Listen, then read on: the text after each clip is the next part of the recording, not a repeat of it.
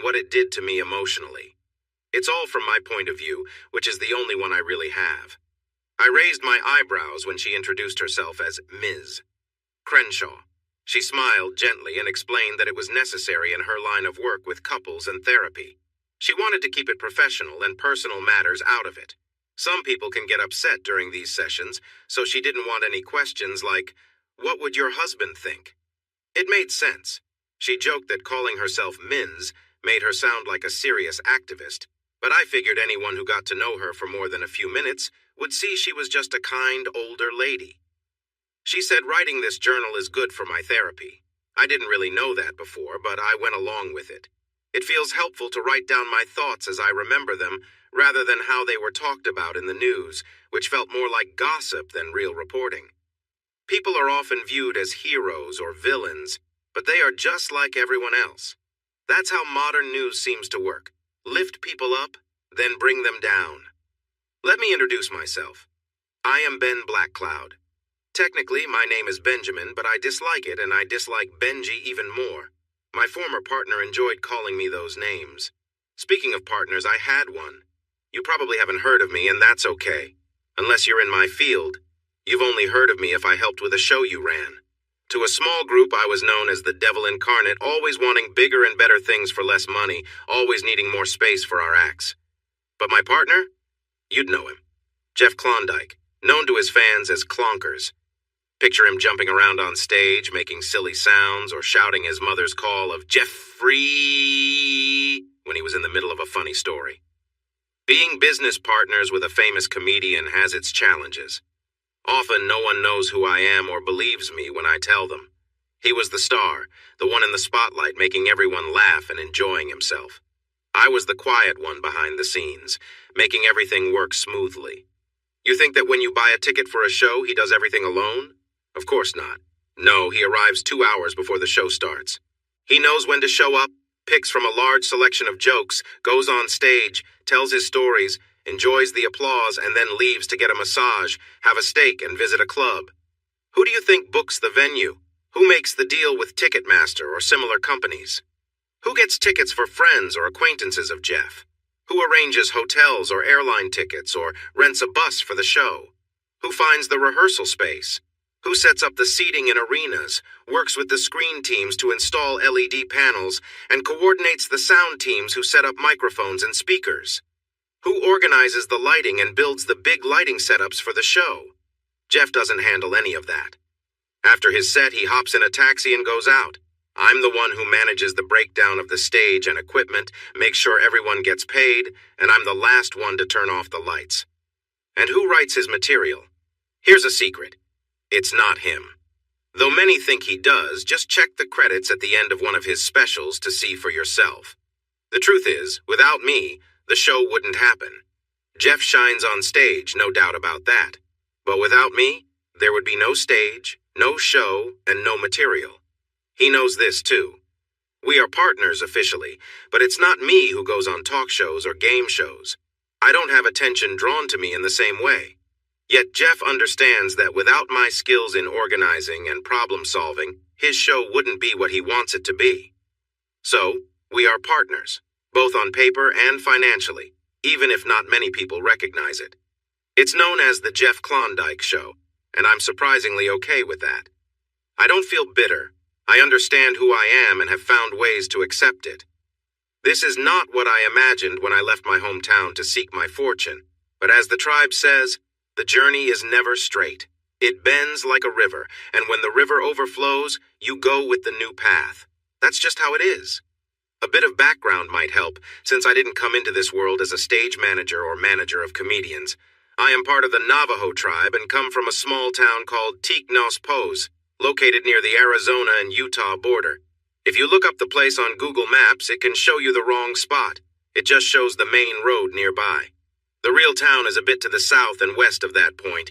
It's a small place, and believe me, when I was younger, I couldn't wait to leave. My mom is from Chicago, so I'm only part Native American, but that's enough to matter where I grew up.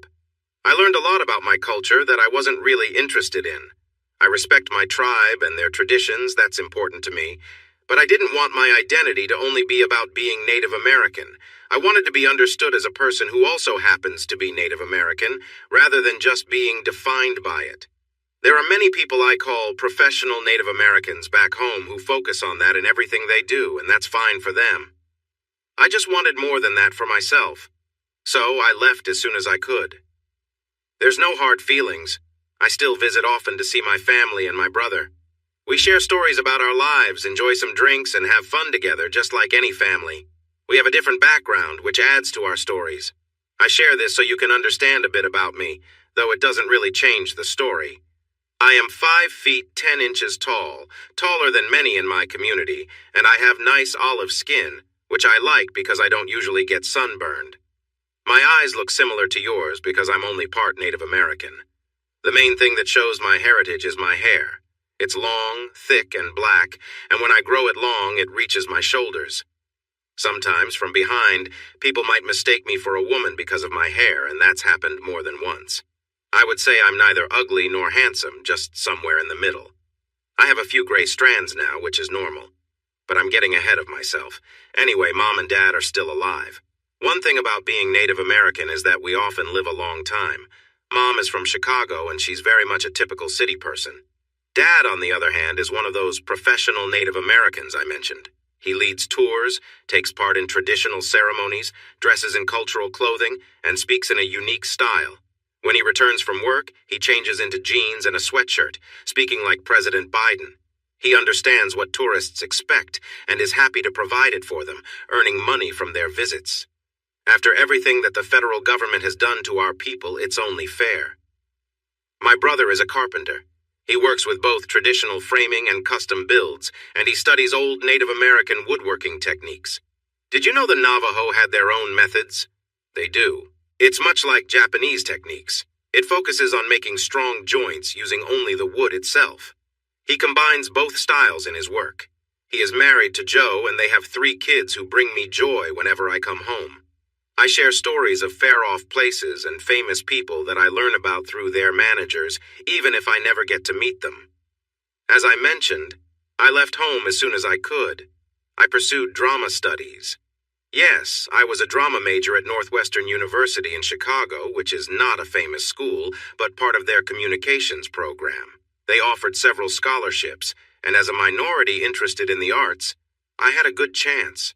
My drama teacher knew people there, encouraged them to support me, and with some decent test scores and a personal letter, I was accepted with almost a full scholarship, only needing to pay for room and board. I didn't move to LA or New York because they are very competitive, and many people go there. I chose Chicago because I wanted to focus on comedy. I know LA and New York also have vibrant comedy scenes, but they can be tough to break into. I found inspiration in the history of comedy in Chicago, especially from Second City. It felt good to be away from home and to create a new identity for myself, definitely a good memory. Overall, my college days in Chicago during the early 2000s were really nice. I was known as Cool Ben, not Benji, and I played a mysterious character inspired by Native American themes. I really tried to play that part well. If you've got something good, you should show it off, right?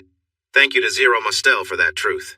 Anyway, to make a long story short, I shared a room with a guy named Monty Tremlow. We had a bit of fun with that name, and through him, I met his cousin, Jeff Klondike. At that time, I was learning about theater, both in front of the audience and behind the scenes. I studied dramatic arts, improv, stage management, writing lines, speaking them, acting. I was not great at that, but I was okay with ballroom. And even stage combat. Stage combat is a special skill, and for it to look real, it needs to be practiced a lot. It was so much fun.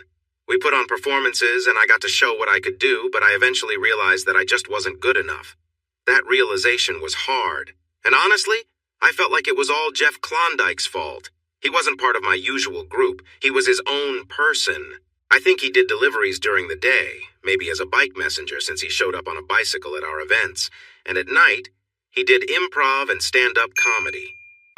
I met him when Monty took me to a show where Jeff was performing. To be honest, he wasn't that great. He had a strong presence and knew how to engage the audience, but his jokes could have been better. He seemed to struggle, often saying and which was not appealing. I had started trying my own hand at comedy writing. I shared my work with friends, including Monty, which is why he invited me to see his cousin that night. And I even performed at some open mic nights. Let me tell you, it's really tough to get the courage to perform at an open mic. There are expectations. You have to be smooth, calm, and confident, and most importantly, you need to be funny. If not, it can feel like a disaster. Even though many people on stage are just starting out, the audience expects every line to be hilarious. It can be very harsh. Many aspiring comedians have struggled that first night and have felt really discouraged afterward. But if you get just one genuine laugh, it can change everything. You might want to keep doing it forever. Making a living as a comic is hard because you have to travel a lot, which can hurt your relationships, but that's another story.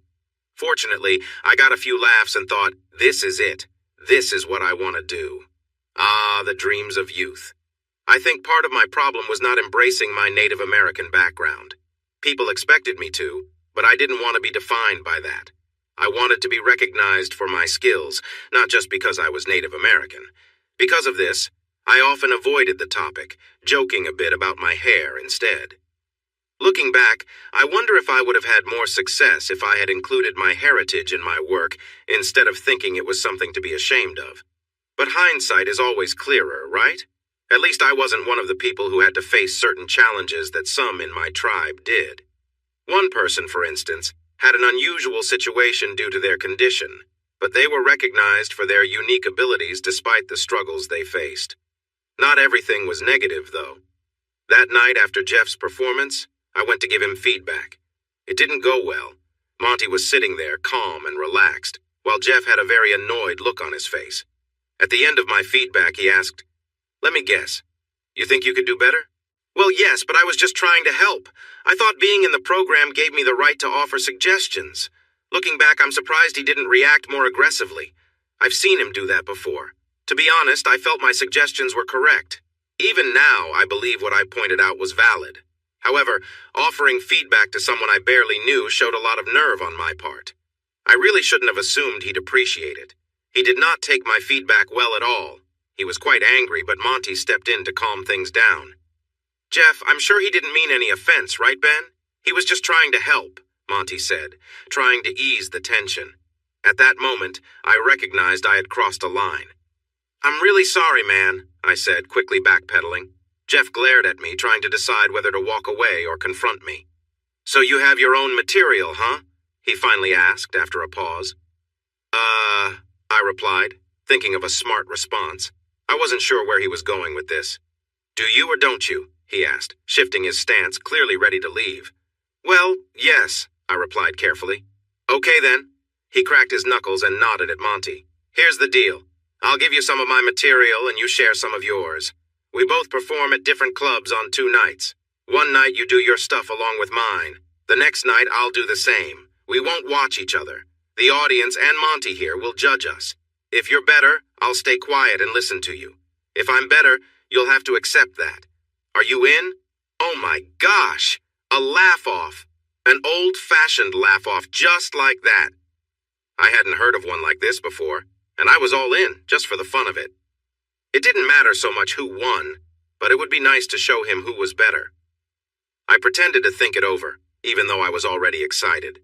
Of course, I wouldn't share my best material. There was no reason to make it hard for myself, and I was sure he'd do the same.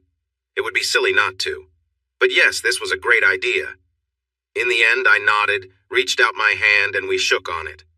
"All right, 2 weeks. I need your material in a week so I can practice. I'll send mine to you through Monty. Sound fair? We'll perform at the Comedy Club and Marcel's in 2 weeks, both with open mic night. May the best person win me, hopefully. Good luck, Tonto." And that was the start of the teasing. He wasn't mean about it, though. If I told him I didn't like a name he used, he would stop calling me that. It didn't bother me much because he always had plenty of others. I think the worst name he ever gave me was Native Michael Bolton after a bad hair attempt. A lesson learned there. Monty nodded, rubbing his hands together with excitement about the contest we had just arranged, saying, "I am going to make so much money from this. Tickets everywhere. This is going to be amazing." I should have figured Monty would take charge like this. I looked at Jeff to see if he agreed with this idea or if it was a trick. He looked back at me and gave me his wonderful smile, filled with charm and real joy. It was the kind of smile that could impress anyone. And so it was set to happen. I went home and reviewed my material, picking out some of the pieces I thought were the weakest.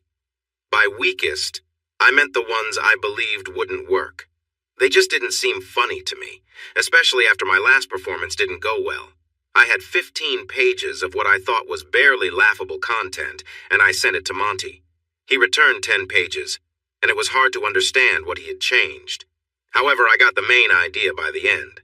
I spent the week practicing after my college classes, trying my best with what I had.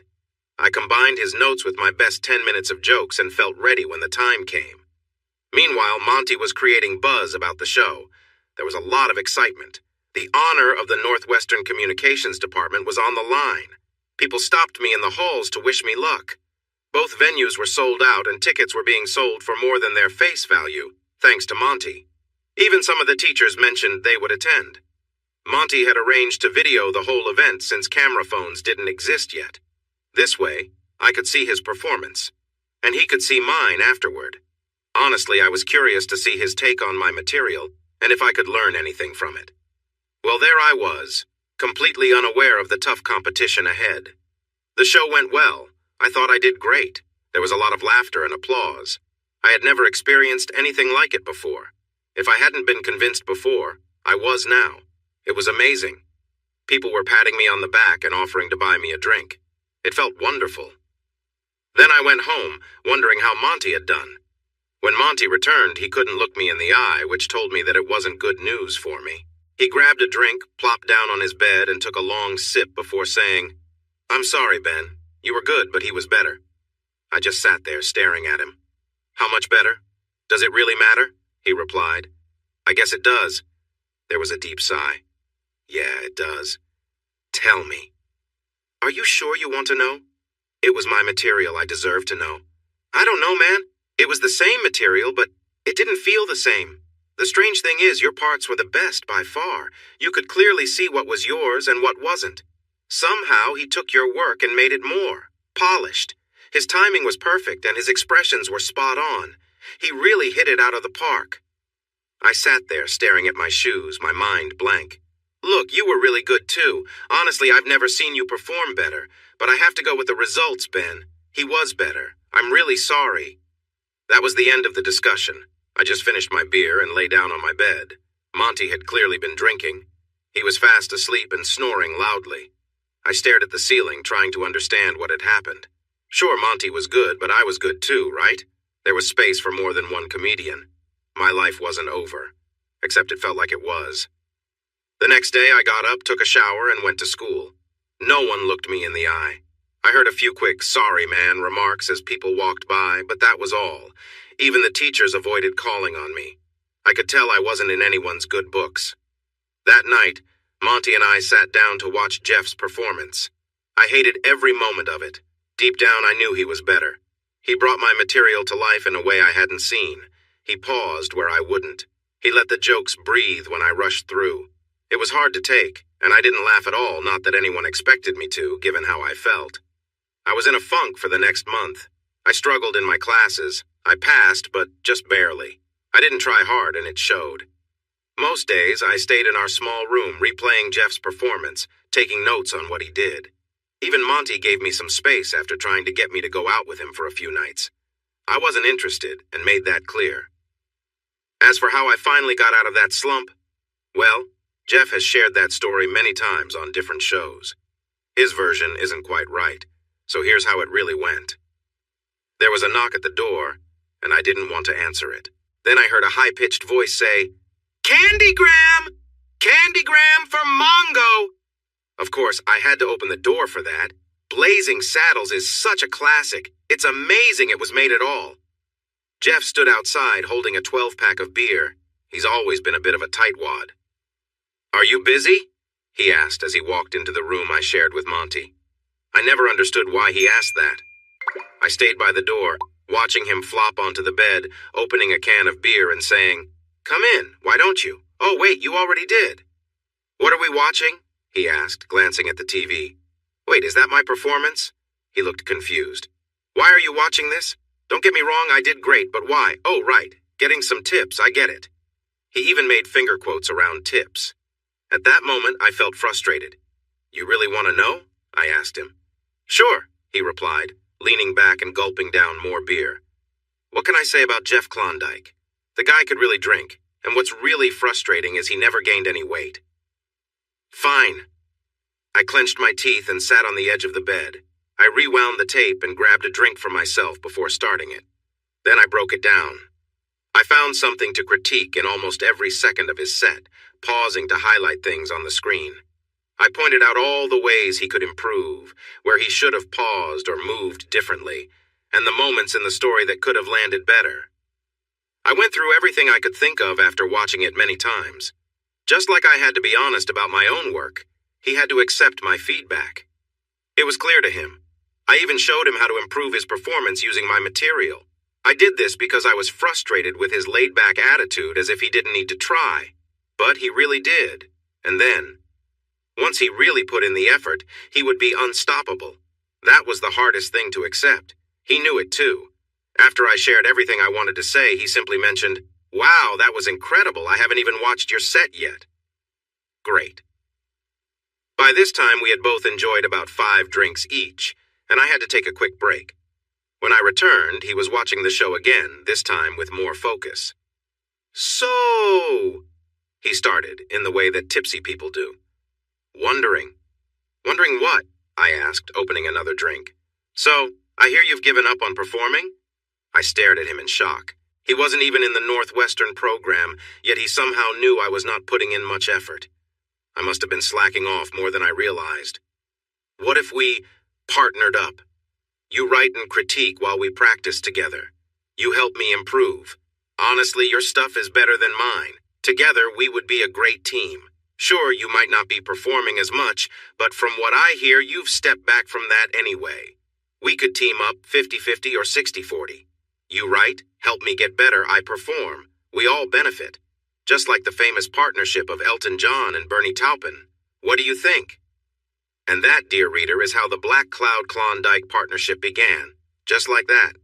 Yes, Black Cloud is important, even if you don't know about the partnership. I didn't answer him right away, but thought about it for a few days. I talked to Monty and some of the teachers. They all said the same thing. I was good, but he was great. Together, we could be amazing. But I shouldn't give up my degree. I should finish that first. I could write for the next year and see if I could match his success. If I could, the future could be exactly how I wanted it. How great it would be depended on how hard we both worked. The problem was, I didn't really know him. I had met him briefly once, seen 2 of his stand-up shows, and had one wild night where I tried to criticize him to feel better about myself. Did I really want to partner with someone I didn't know well? So I decided the best thing to do was get to know him better. I called him and invited him over to work on some material together. The more we did that, the more I would learn about him. Or I could just ask him directly. When he came over for the first time, he brought beer since Monty was out that night. He mentioned something about a dance show. I asked him straight up about himself. It was important for me to know him better to create the right material for him. "What do you want to know?" he asked with a smile, opening a can of beer. We were stepping up our beer choices slowly. "I don't know. What do you want to share?" I replied, turning the question back to him. He scratched his chin, took a sip, thought for a moment, and then said, "Well, I have 2 brothers, one older and one younger, and a young sister who was a surprise. I'm 24. I moved out 3 years ago. I've always wanted to succeed in comedy. My heroes are comedians like Richard Pryor and George Carlin. I loved their albums when I was growing up. I really don't like boring physical comedy. The Three Stooges and Mr. Bean are not for me. Stand-up comedy is tough, but if you can do it, you can do anything. I'm not into acting in movies, but I wouldn't turn down a TV show if it was designed for me. I enjoy political humor and like to poke fun at both sides. I dislike people who are against others for their identity, respect women, don't see myself having kids, and I don't want to work in a place like a strip club. My first girlfriend was a dancer, and I saw what it was like, and it wasn't good." He took a deep breath and had another sip. "What else do you want to know?" Let me think. Are there any topics you wouldn't want to touch? Like religion or anything else?" I asked, intrigued. I often prefer to avoid certain topics, but you never know what others want to discuss. Not really. I wouldn't intentionally pick a fight over things, but if it's in the news, I might speak up. I don't want to be unkind just for fun, but I also won't hesitate to say what I think, you know? I see. So, you're okay with making a few enemies along the way? Well, it didn't hurt Rosie O'Donnell, did it? Good point. If you have a touring show, are you thinking about a theme? He scratched his head. What do you mean? When big comedians go on tour, they often have a name for it, usually centered around something. A main idea they want to share. The jokes or stories connect to that idea. Sometimes it's more obvious than others, but the most successful ones have a clear talking point for interviews and such. I did have some knowledge on this. I hadn't really thought of that. Right now, I'm just going show to show, trying to find what works, he replied honestly. At least he was sincere. We can think about that later. It's not something you have to decide right now, I said. What about your family? Can you share stories about them? Will they be upset? He shrugged. I'm not that close with them, to be honest. My parents are true hippies, and they couldn't wait for us to move out so they could go back to their old ways. Last I heard, they were living in a commune in Minnesota. I made a mental note. That sounded like a rich topic to explore. So, do you want to tell jokes? Share puns? Be more of a storyteller? What do you enjoy the most?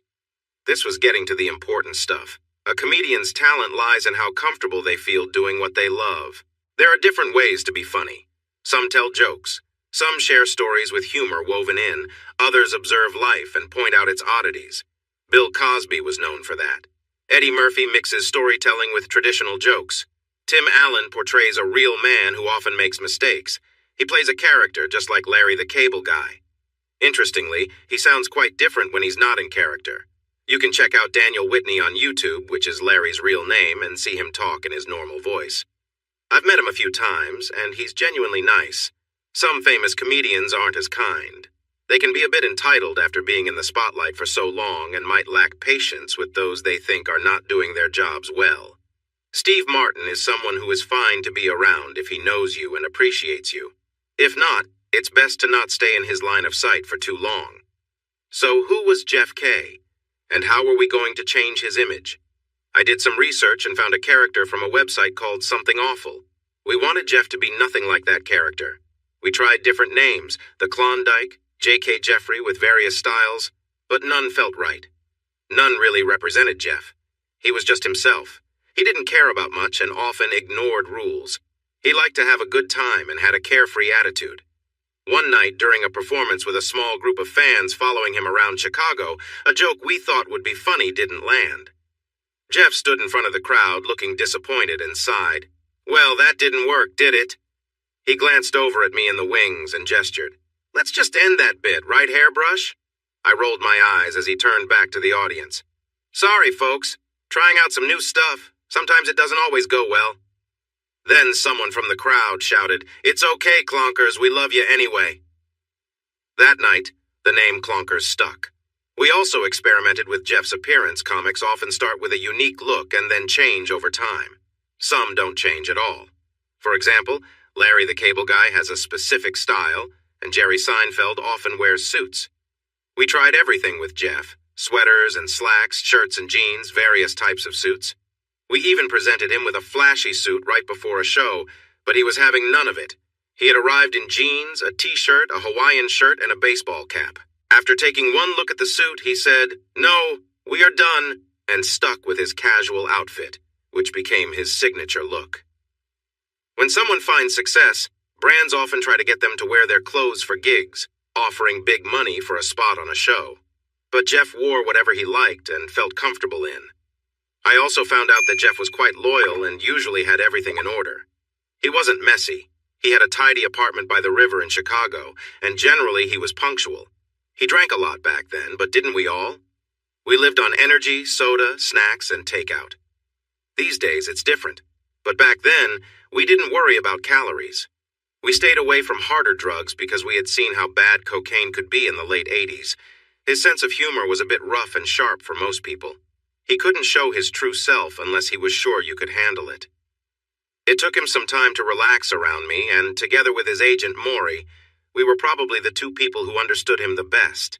Yes, his agent. And mine too, in a way. After I finished my degree, we had some local success and took a few trips to Wisconsin and Indiana. We started getting repeat bookings. I thought I could stick with this for at least another year to see what happened. I wasn't getting any other offers. Second City talked to me about being a stage manager, but that felt more like babysitting. While I knew many people got their start there, working with Jeff felt more real and in our control. By the end of that first year, I could manage the requests for gigs that came in, but I quickly realized I didn't have the skills or connections to get gigs for Jeff. We needed an agent. That's when we met Maury Slocum.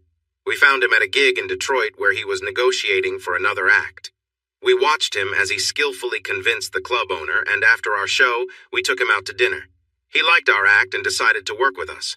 Maury was fantastic. He took care of the things I couldn't manage. This freed me up to focus on writing and other tasks.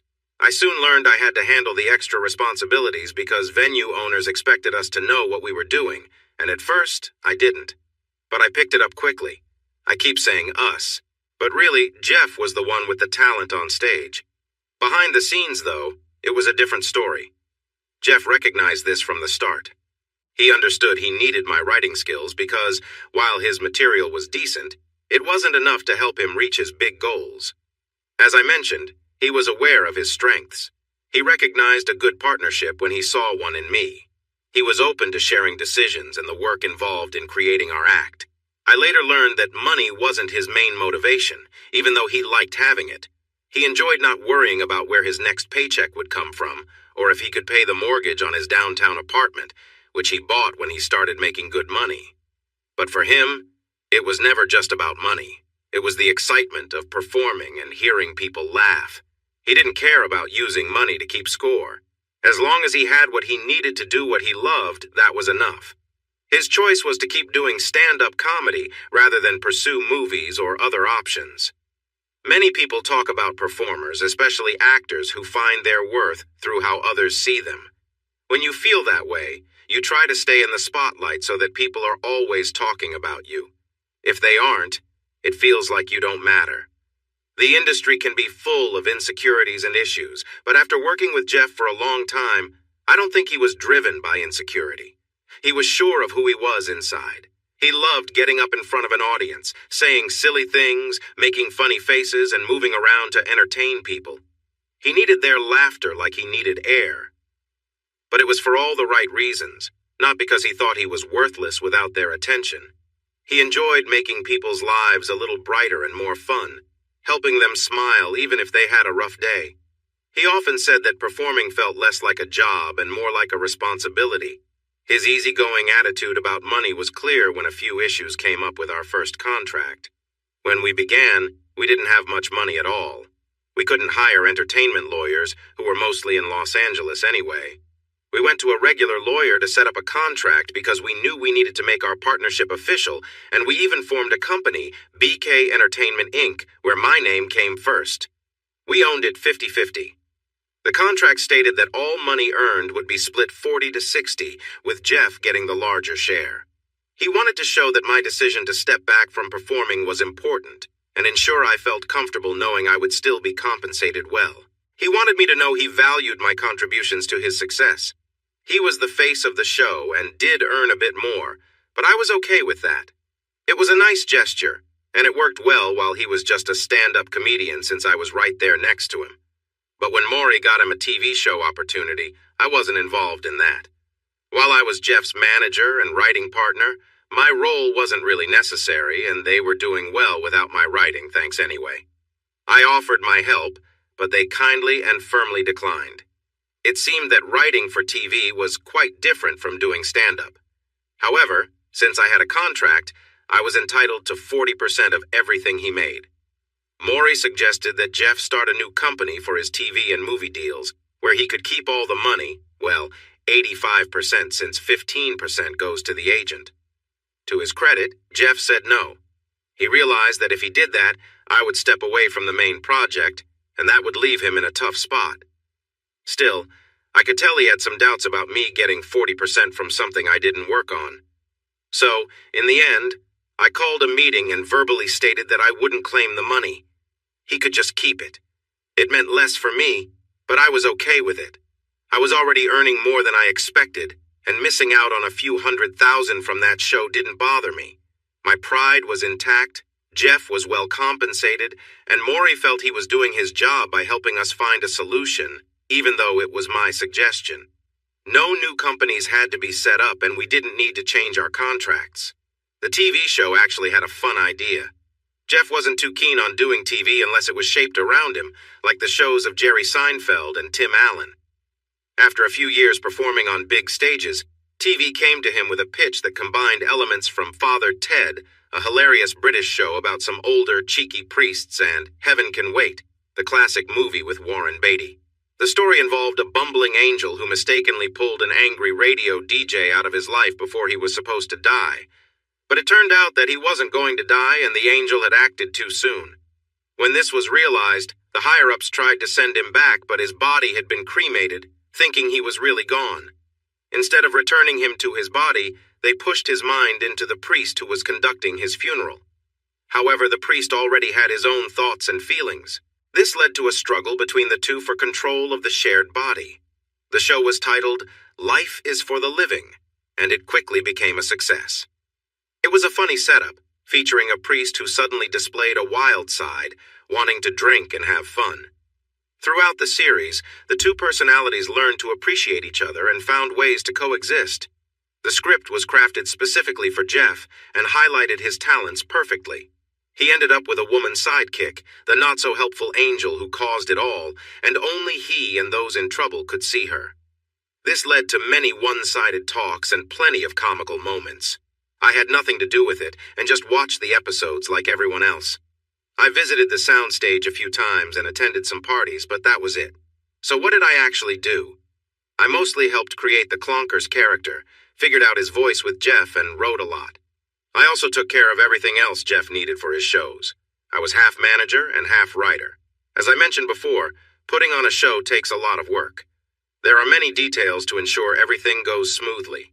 Going to a comedy club is simple. They have lighting experts and know how everything should work since the stage is set. But when you perform in a theater, it requires more effort. They might have lights and sound people, but they won't know your specific needs. They may have just hosted a different play the week before and have no idea about your show. I have to arrange for a portable stage set to be built if they don't have one. I also need to discuss with the lighting expert where the lights should go. Are we recording this? If yes, where should the cameras be set up? Who hires the camera crew and the portable recording studio? Who will edit the final video? We need to set up the nights we will work. How much practice time do we need? How many special tickets will we give to local radio stations or community leaders? Where do we sell the merchandise? And what will we sell? Where do we get that merchandise? How do we get Jeff on local TV or radio to promote the show? There are so many details to decide and organize, and all of them fell on me. But the challenges become much bigger when you put on a show in a stadium or a place not designed for such events. Now you must hire lighting specialists who build structures to hold the lights and get people to operate them. Stadiums usually do not have this equipment available. You don't need that for a football or baseball game. You have to hire all the people to manage the audience, security staff, and someone to oversee them, even though they are often already part of the venue. Badges need to be made. Sound equipment and speakers must be organized, along with someone to set everything up and ensure it works. You also need to arrange floor coverings. Have you ever considered that most people sitting on the main floor of a large stadium are actually sitting on grass? You need to take care of that grass without hurting it. Then, you have to rent chairs for people to sit on the grass, and someone needs to put them out and collect them at the end of the night. You also need to build a stage, set up large LED screens on the sides, and make sure everything works for the event. There are countless tiny details to manage. You even need to hire people to watch over the bathrooms to make sure no one is causing trouble. It's odd, but this can happen, especially at comedy shows. We even had jokes about it in one of Jeff's routines. Now imagine trying to do all of this in another country. We don't often perform in places where they don't speak English, but we've done some shows in the Netherlands, France, and Spain since Netflix reaches many people. While many people there can speak English, I can't. So organizing these events abroad means making a lot of early morning or late night calls. It's a bit exhausting. And then there's the writing. I enjoy it, and I'm good at it. Jeff always brings new ideas to my words that I never thought of. It's exciting to see my words transformed in ways I hadn't imagined. We did this for almost 10 years before things changed, before certain women came into the picture. About those women. Oh, the women. I should clarify that we weren't single before these women appeared. Not at all. A working comedian getting laughs can almost hear the excitement as he steps on stage. Oddly enough, I was better at meeting women than Jeff was. It was strange, but he didn't have much charm. To be fair, once we started doing well, he didn't really need any. Still, he struggled to talk to women and didn't always know what to say. When a woman would speak to him, he often turned into a character he played. I wondered if he thought that was what they wanted or if he just didn't know what to do. Probably a bit of both. But I can tell you that hearing the same jokes you wrote years ago get repeated to a new audience can be tiring.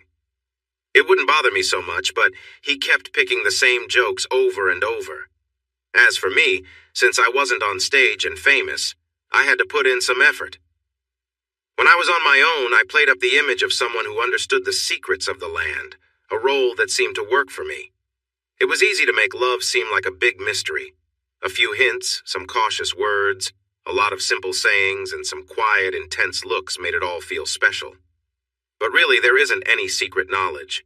We, as people, often struggle with love and relationships just like everyone else does. But women didn't see it that way, and I wasn't going to clarify that. You use the advantages you have. I quickly learned to avoid talking about Jeff or my job. Mentioning them would surely lead to, what's he really like? Which would jump to, can I meet him? That would ruin the night for sure. But if I was out with Jeff, who loved to relax after a gig at a club or a bar, it was a different story. In that case, people would ask, do you want to meet him? And I would take a back seat. It was a bit embarrassing because he didn't have to work to attract attention while I had to put in effort, and when I finally succeeded, if he was alone, that was the end. I learned quickly to only go for it if he was already with someone. That was the best situation because I could introduce the girl I was talking to. Russell Howard taught me that phrase, by the way, and she could see what was happening and would often turn back to me. It was all very situation-based, but it worked for us. And let me tell you, only staying in one place for a few days helped prevent anyone from getting too attached. It wasn't that we disliked women. We just had priorities, and our careers came first. We were connected in many ways. I didn't want him to decide we had to settle down, just as he didn't want that for me. To be clear, being a comedian, whether just starting out or successful, means travel is a big part of the job. It's just the way it is. Like musicians in the beginning, travel is key for gaining exposure. Bands focus on their albums and tours help with sales. But for a comedian, the performance is the main product. While you can record shows, the truth is, most people watch those videos just a couple of times, unlike music that can play all day without getting old. There are two types of comedian tours. One is the let's find work type, which is what you do when you're trying to make it. The reality is, there often isn't enough work in one place for a full-time career as a comedian. People who don't want to travel often end up working at local clubs. If you want to get noticed, traveling is important. The more places you visit, the better. Perform at clubs, do local TV shows, and find any way to get in front of others. The more clubs you perform at, the more people will come to know your name. It may not always be obvious, but if you show up on TV, folks will think, oh, I remember that person. They'll share that with others. It makes them more likely to watch you again, especially if they've seen you before. It's an interesting cycle, but it works. Comedy clubs need fresh talent with new jokes to keep customers coming back. There is always a need for new comedians. Another part is preparing for a tour. Many comedians try new material in smaller clubs while on the road. They want to polish it before performing for larger crowds. A ticket to a big show can cost $60 to $70 or more, with the best seats priced even higher. If someone is paying that much, they expect a great performance. If the material isn't well rehearsed, it can spoil the show. It's a known fact that a comedian can get away with only a few bad jokes before the audience loses interest. If an audience stops enjoying the show, especially in a big tour with high stakes, it may be a long time before they get invited back. So it's crucial to make sure every joke is good before going out there. How do you do that? You perform at smaller venues, usually ones that fit around 300 people. The more often you can do this, the better. You get to test new jokes, experiment with how you tell them, and learn from different crowds. Each audience is unique. One night, a tough news story might put everyone in a serious mood, making some jokes fall flat. New jokes need time to develop. I can come up with many ideas, but they have to fit together smoothly. Timing, facial expressions, and connections between jokes all matter. This takes practice, and it must be done before a big tour. A major tour can be exhausting. With smaller gigs, you travel to a city, perform at a couple of clubs over a few nights, and then return home.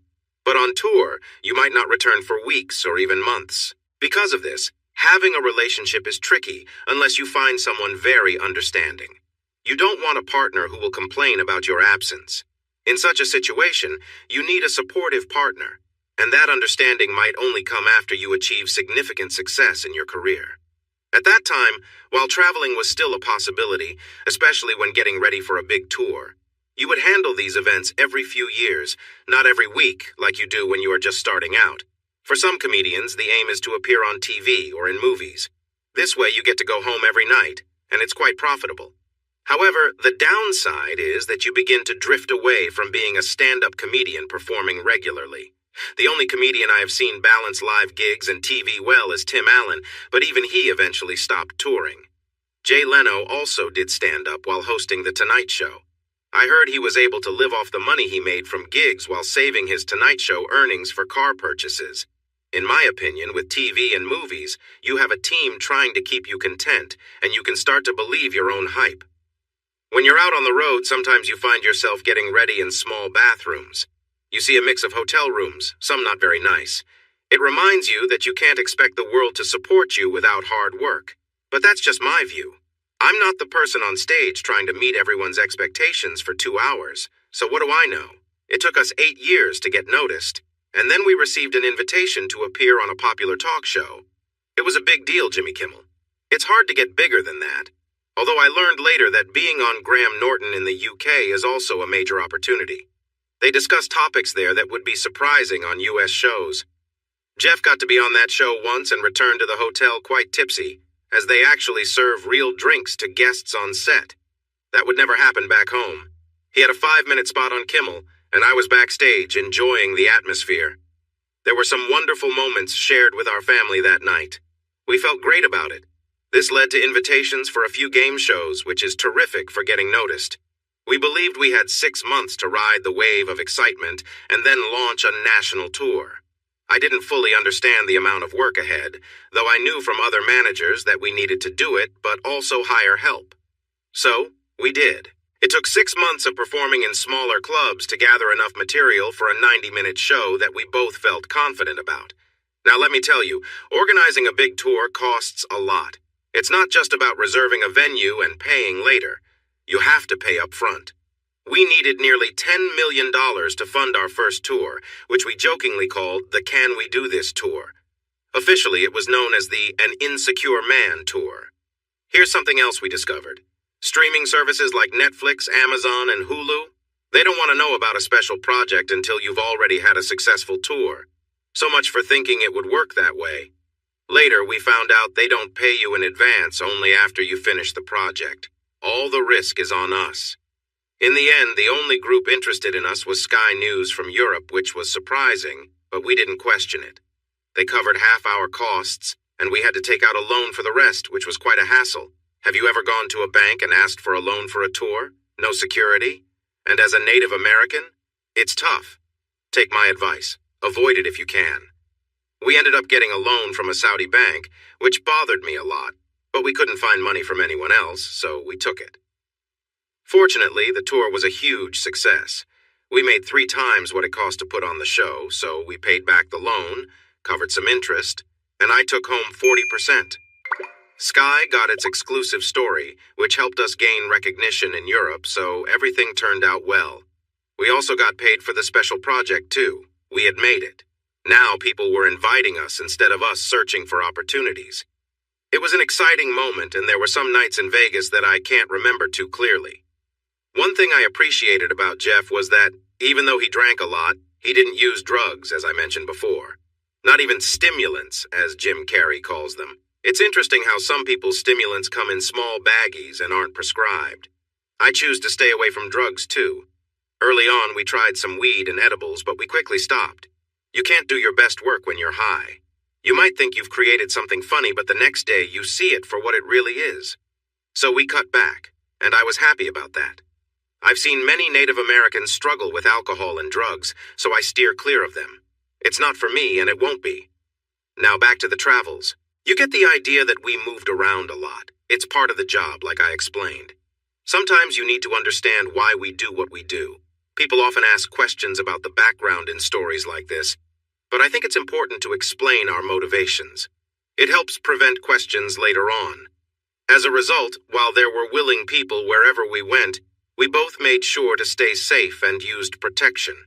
We didn't need any health issues from casual encounters or to deal with any surprises later. So while we enjoyed some company, we were smart about it and cared for our own well-being. I learned a lot during this time, that's for sure. What each woman wants can be very different. Sometimes she might not even realize what it is, or she does know but won't admit it. I often heard the phrase, "only bad women do that," even though deep down she might wish you would. She just can't allow herself to feel that way and look at herself later. Both Jeff and I made an effort to avoid women who were married, but I was more careful than he was. Jeff would check for rings but wouldn't ask any questions. As for me, I would ask and try to learn more. I didn't want to step into someone else's relationship. I know it sounds old-fashioned to say a woman belongs to another man, but I feel it's about respecting someone else's commitment. If I were ever married, I would want that same respect. There were times when I was talking to a woman and things were going well, but then Jeff would show up. It could be at the same club or just to say hello, and suddenly the attention would shift to him, and I was forgotten. It was never done on purpose. Sometimes Jeff would check in and ask, "Is this okay? You aren't upset, are you?" And that question was tough to answer. If I said yes, he would stop, but I knew that would ruin my chances with her, so it was easier for me to agree and look for someone else if there was time. Jeff never meant to hurt me. It was just how our dynamic worked because of his popularity. Even with those situations, I enjoyed my time. I didn't feel bitter about Jeff receiving attention instead of me. The truth is, the more popular he became, the harder things got for him. There are levels of fame that people may not understand unless they've experienced it. Jeff couldn't go to the movies without making arrangements ahead of time, or else his presence would draw too much attention and distract from the film. People would approach him for selfies or autographs, wanting to chat or be friends with a celebrity. He even had trouble going grocery shopping because he worried that paparazzi might be around. Buying a new phone wasn't easy for him either. Many employees at phone stores were too curious and could easily find and share personal information. Still, while these are first-world problems, the bright side is that he could get a table at any restaurant he wanted, often without having to pay. When we were struggling, we had to cover our own bills. Now that we had some money, everything felt different. It was a strange situation. Jeff, my friend, had a habit of giving away free meals at restaurants. He would spot families nearby and pay for their meal using his own comped dinner. This way, he could feel like a good guy and enjoy a meal without feeling like he was taking advantage of his success. However, Jeff needed to be careful with his words. This was a big challenge for him. He had to think about the people he trusted and formed relationships with. Anyone he dated who wasn't wealthy would make people wonder about their intentions. This made those old friends of his, including me, even more important. As Jeff became more successful, he leaned on me more. We had a bond built on trust until things changed, and I soon realized the reason. Once again, it had to do with a woman. Honestly, neither of us was aware of it at first. Jeff wasn't a bad person. He simply didn't think about how his actions affected others. Women were drawn to him, and he would pursue them without a second thought. If he had considered the feelings of those around him, he would have been upset with the impact of his actions. I don't think he was a bad person. He just didn't connect his choices to their effects. He was focused on the present moment and often ignored everything else. While traveling together, though I didn't go on every trip, there were often women around. Some trips were more about maintaining appearances, but if new material was being tested, I needed to be there to discuss how it went, adjust what was needed, and refine the presentation. Looking back, I feel a bit ashamed about some of those experiences. There's a saying that boys will be boys, but I think that can excuse poor behavior and overlook how actions impact others. Sometimes, when men feel there's no one watching, they may act out in ways they normally wouldn't. They say that character shows when no one is around. In that case, we weren't the best examples. We accepted what was offered to us, and as I mentioned before, we tried to be smart and not mislead anyone, while also looking out for ourselves. But I admit, we did enjoy ourselves quite a bit. We even had some routines to make things easier the next morning. For example, no matter what time we woke up after a show, if there was a girl in either of our beds, we would roll over, check our phones, and then say, "Oh no!" and explain that we had a flight to catch for the next gig and needed to hurry. It didn't matter if we actually had a flight or not. Our flights were always scheduled for the afternoon because, like me, Jeff is not a morning person. Usually this would make the girl jump up, quickly shower if she had time, get dressed, and leave. The most awkward part was when someone asked for a phone number. I didn't like to give fake numbers because that felt mean, but I also didn't want to receive constant calls from women saying, "I'm coming to town, let's meet up." We often didn't even remember their names. It was especially tricky if they planned to visit Chicago and expected to stay with us. So we would give them the number of our secondary phone. It was a real number, but we only checked it once a week and mostly ignored it. I would explain that both Jeff and I were busy, that it didn't get checked often, and that we probably wouldn't answer requests for tickets or other things. If we responded, the number would get out and we'd be overwhelmed with calls. Some girls didn't believe it, and a few looked disappointed or got upset. We would have to say, "I really enjoyed last night, but I'm traveling a lot and not looking for a relationship right now." There was no need to be rude about it, even if some reacted sharply. In those moments, the thought of our departing flight usually helped to settle any drama. Either way, we had our fun. We had some adventures, sometimes even spending time with multiple women at once. We engaged in silly antics in the backstage bathrooms at shows, and we learned a lot about the personal interests of the women we met. We even made up our own version of that song with all the women's names in it, a pretty silly thing to do, looking back. But then again, hindsight offers a clear view, doesn't it? Sometimes you don't realize how unpleasant you are until you look back. Take Wendy from Rolling Hills. She had her own ways, but preferred things to happen without asking. Then there was Polly from San Francisco. If she wore underwear, it meant she had just been with someone, as it kept things tidy. Shannon from Minneapolis. Paul was known for her boldness and often caught people by surprise afterward. Jenny from LA would speak harshly while being close, leaving you puzzled about her feelings, only to later cuddle and say nice things. Then I met Monica. There's always that one person who grabs your attention and seems perfect for you. I think the idea that there's just one person for everyone is not true. I believe there are many people out there, depending on who you are and your mood when you meet them. If you're open at that moment and you find someone interesting, that's how connections can start. Once you begin to feel attracted to someone, you often focus on their positive traits and overlook the not-so-great ones. You might ignore what doesn't fit with your idea of them. Whether that idea is right or wrong, Monica appeared at just the right time, and she seemed to think I was a good match too. Monica Whitaker worked as a journalist for the Sun-Times in Chicago, covering weekend events. She had arranged to interview me instead of my partner, Jeff. She had done her homework and knew we worked as equals, which intrigued her. She had already interviewed Jeff 2 years before and now wanted to know more about me. What was my role? How did we work together? The interview took an unexpected turn because I felt playful that morning. Jeff was in Minnesota for a comedy event, so he couldn't share his opinions, which I think was what she wanted. We met at a coffee shop in Aurora, though I couldn't tell you why. It was a nice little coffee shop off the main road, right by the river that flows through the city. I hadn't spent much time in Aurora before, but I liked it. I got there early, sitting outside in the spring sunshine. Thankfully, it wasn't raining when she walked in and sat down across from me at the small round table. I guessed she was about 5'9". We had met before, but I hadn't really paid much attention. She looked around 125 pounds. Her brown hair was long and shiny, reaching her shoulders. It was thick and a lovely chestnut color. She wore a jacket since the weather was sunny but still a bit chilly, so I couldn't see much of her figure yet. Her outfit looked nice with slim jeans. "Mr. Black Cloud," she said, extending her hand. "How are you this morning?" "I'm doing well," I replied, quoting George Carlin. "Feeling great, in fact." She tried to hide a smile. "I see," she said seriously.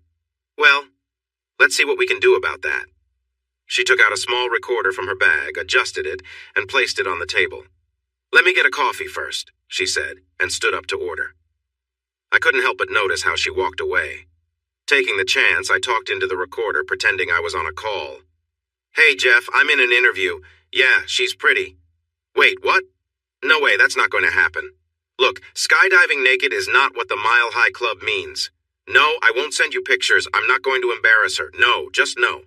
"Oh, all right then. I'll consider it if she agrees. Gotta go, she's coming back." It was all a little playful, and maybe it would make her smile later. After all, I was a comedy writer. She returned with her coffee, gave me a bright smile, and flipped her hair back to show me she was wearing an AirPod. "Oh, a monkey and a car battery?" she asked. I smiled sheepishly. His idea, not mine. "You usually need to answer your phone to have a conversation," she said, now grinning widely. She had a beautiful smile, with dimples that made her face light up. I felt a bit embarrassed. "Fine," I said, trying to stay calm. "I was just trying to make conversation," I added, feeling uncomfortable. She laughed, and it was easy to see she was enjoying herself. "I'm not going to get into details about that," she said, shaking her head. "I mean, how would that even work? What does a car battery have to do with a monkey? What role does the monkey play here? I really want to find out. Maybe I should look this up. Is someone using the battery? That sounds uncomfortable. How is that enticing?" These were sincere questions. I tried to change the topic. "You could probably find answers online. I'm too much of a gentleman to share those kinds of details with you," I said, keeping a serious face. "But what about that recording device?" I shrugged. There didn't seem to be a good answer for that. She leaned back and studied me thoughtfully. "You aren't what I expected, that's for sure," she said, tilting her head. I took the bait. "What were you expecting?" "Well, let's see," she replied, pulling out a notebook. "Third in your class at Northwestern Communications. Part of the Navajo tribe, though it seems you aren't too eager to talk about it. You want to do stage work, but after that incident with your client, you became more of a background player, only assisting him, writing for him, sharing the workload. You travel a lot. No serious relationship, but you have some short-term flings while you're on the road." She made air quotes when she said short-term flings. I would have loved to know who mentioned that. "You have a nice 3-bedroom apartment just west of the Loop here in Chicago, a brother back at the tribe, you visit your parents regularly, you are definitely not gay, and you have great hair. Am I right?" I nodded, but added, "That still doesn't really explain what you expected, does it?" She felt quiet for a moment and then said, "Honestly, I'll leave this part out of the interview, but I imagined you more like a follower. I mean, it's rare in the comedy world to see someone have such a close bond with the talent without having some sort of advantage. But you're not like that, are you? You really want to help him succeed." I just shrugged. I didn't know how to respond without sounding self-centered. I didn't like the idea that I was just there to enhance Jeff's success, no matter how accurate it might be. "But why? My notes say you didn't know Jeff at all before that competition, and then suddenly you're inseparable? Why did you set aside your own dreams to help him achieve his?" She was determined and curious. I sighed. I disliked discussing this topic with anyone, even my family. Trying to explain was tough. Most people didn't understand, and things rarely looked good when everything was laid out. "Honestly, he's just better at performing than I was. It's really that simple. The truth is, Jeff has his faults and weaknesses. I think he would agree with me on that. Jeff is down to earth and aware of his shortcomings, and he knows that I help cover them up. If we were on our own, we would both be okay stand-up comedians, but probably not much more. Together, though, we create something special, even if I say so myself. We've found success, so it shows. I'm not trying to be boastful, just explaining why I support Jeff's skills over my own. He shines on stage, and that's what matters. But I play a part in making him better." I paused, careful with my words. I didn't want to speak badly of Jeff. He would see this interview. I also needed to answer the question without too much, "He's not good at this, and I'm great at that." Fans prefer their heroes to be well-rounded and talented in everything. Both Jeff and I have hopes and dreams. We both understand that working together makes us more likely to reach those dreams. So we collaborate. I do my part and he does his, and we meet at all the right moments. I hoped she would catch on, but she didn't. She had good instincts, but needed more experience. She sensed I was avoiding something intriguing, but did not understand to let it go. "Where exactly do you fit in? What do you do that he struggles with? Why does he need you, plainly?" She leaned in, looking curiously. "I hope you don't mind, but I'm not going to answer that. Not because there isn't something, but out of respect for my partner.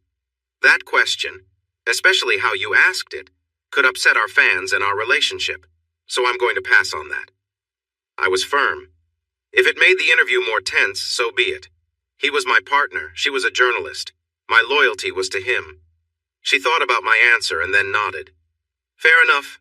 I understand your point. I apologize for being so curious, but that is part of my job. I had to ask." I shrugged. "I get it, but you are asking about a long-standing relationship built on respect, and there's only so much I'm willing to share. I hope you understand that." She nodded and smiled briefly, recognizing my position. "So you and he are said to be quite the popular duo when you're traveling. Any thoughts on that?" I smiled.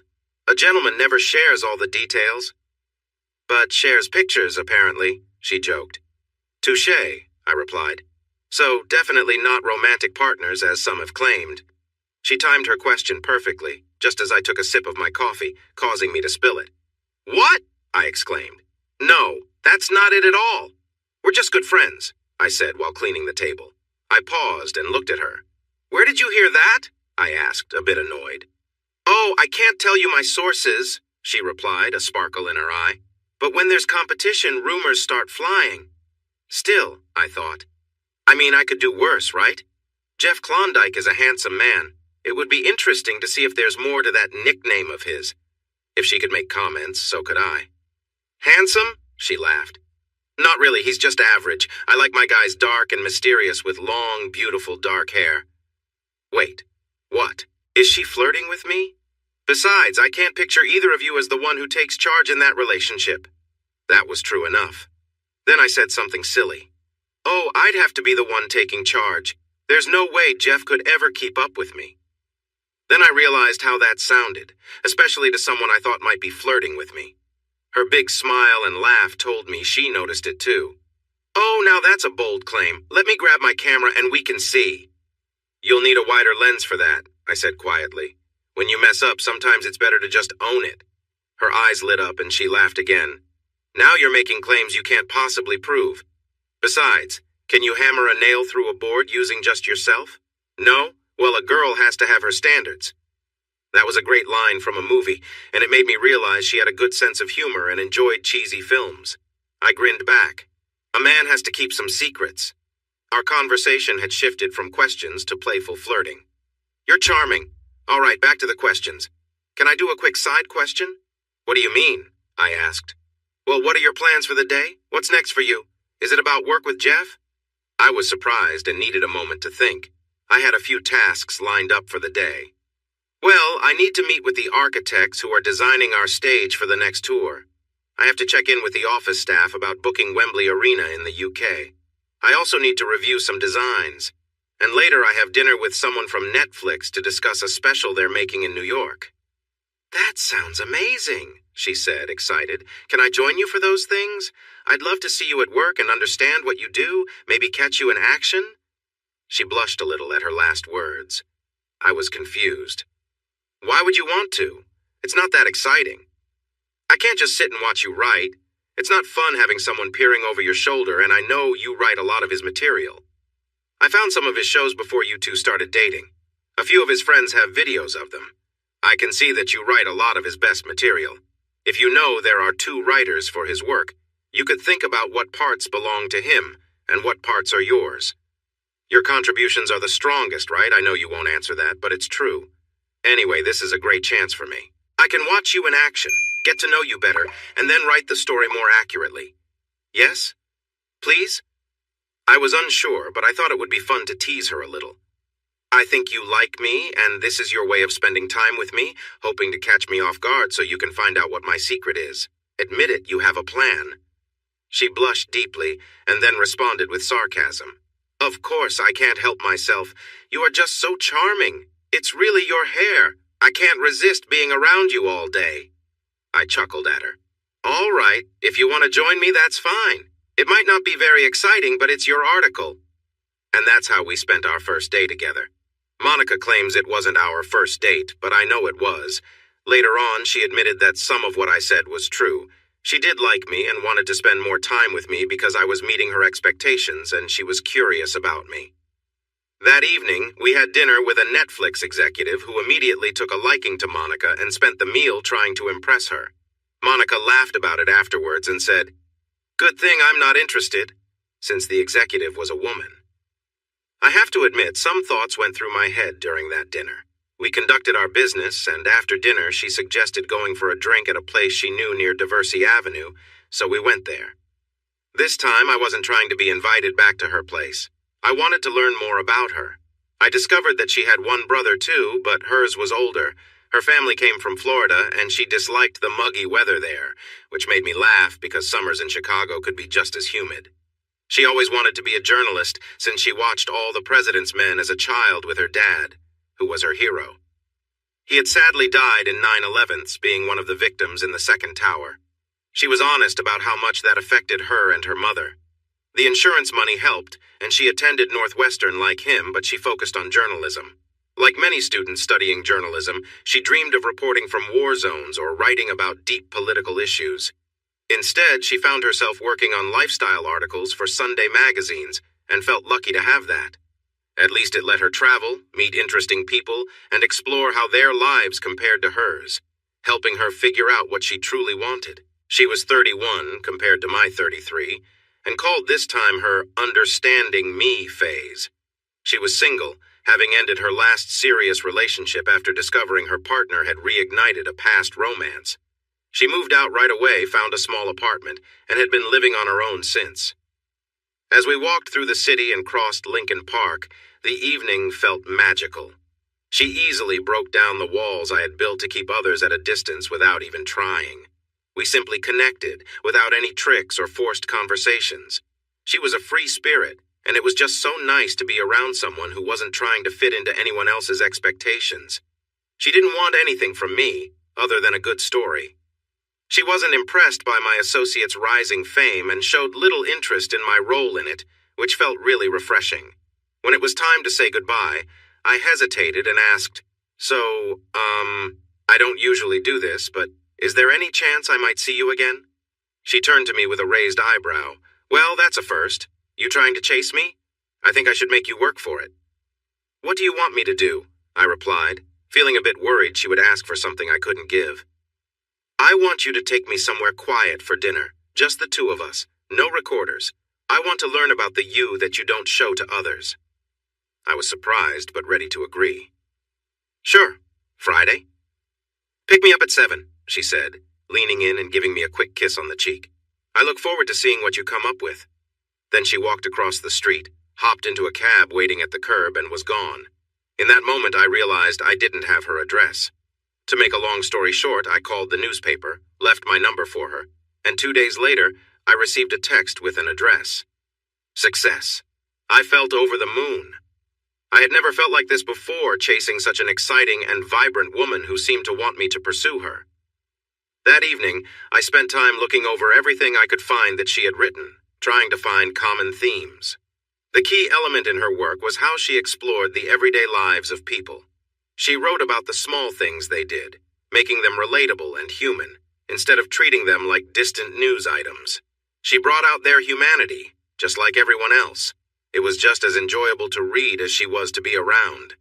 We had dinner on Friday, and Jeff was coming back on Sunday. By then, we somehow felt like a couple. It was strange. We never officially said we were exclusive, but we both understood it without saying anything. We were on the same page. We got each other. She was always my last phone call of the day, no matter where we were. She was working for the Sun-Times, writing stories about interesting people. Her career was really taking off. The people she interviewed were becoming more famous, and some of her stories were being picked up by other outlets, which meant more money for her and more opportunities. She had to travel a bit more, but it was never longer than 2 or 3 days, 4 at most. She made sure to stay local as much as possible, and sometimes she managed to travel with me, finding a way to interview someone where we were going. Jeff liked her right away, like an older brother. I had to talk to him and let him know that I cared for this girl and he needed to give us space. The fact that I felt the need to say that made me realize how much she really meant to me. We did many fun activities together.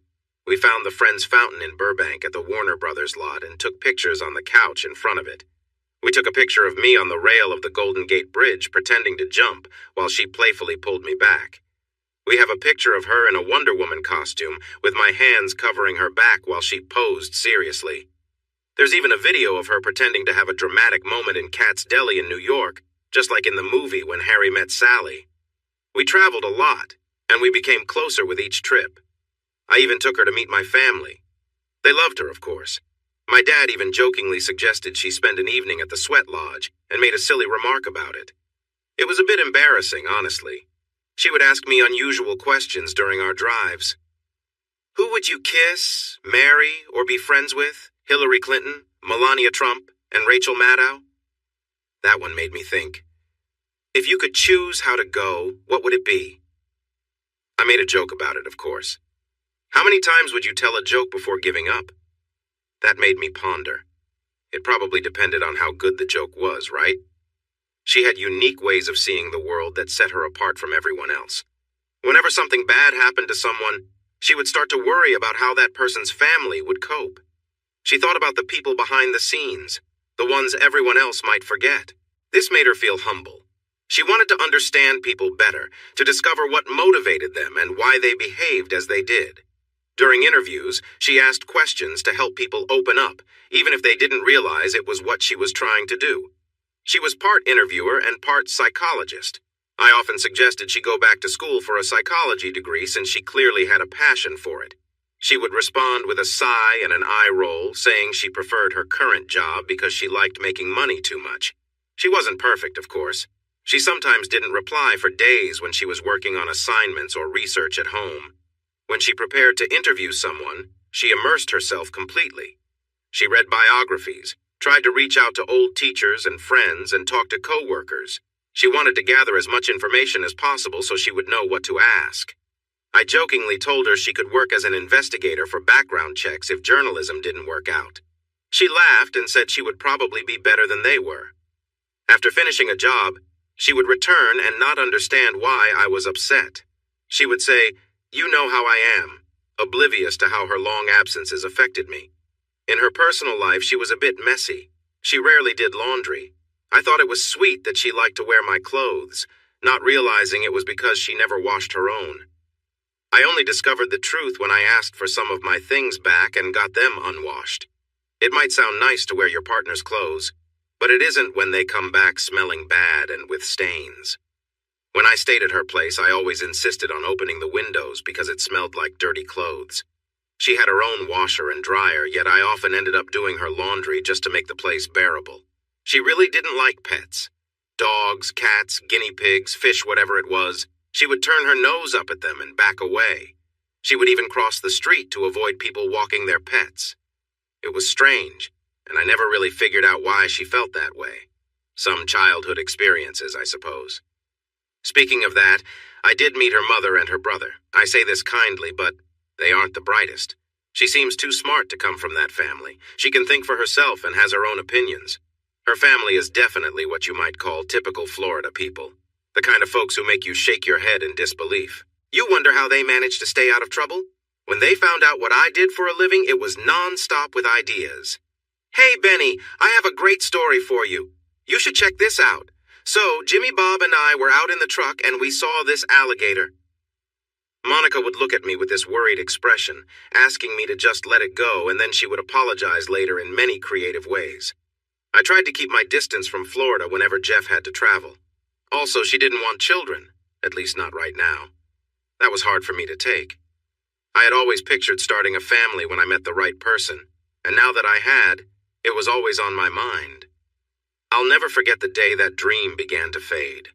We were having a picnic in Lincoln Park, watching people stroll by while I fed her grapes. I saw a family with kids playing with their dad and said, "Look at them. What a lovely family scene. I wish I were a photographer." She propped up on her elbows, squinting at the sun, and replied, "Everyone has a camera on their phone, Ben. Just point and click." Then she lay back down, adjusting the cucumber slices she had been using as a spa treatment. I never really got the idea that cucumbers could help with wrinkles. Why cucumbers? What about tomatoes or carrots? Could I use celery to make my tummy smaller? There might be a funny idea there to explore. Then she said, "I don't get why people are so fascinated with families and kids. Honestly, I don't want any." I looked at her, concern washing over me, even though she couldn't see it. "Surely you don't mean that. I thought every woman dreamed of being a mother."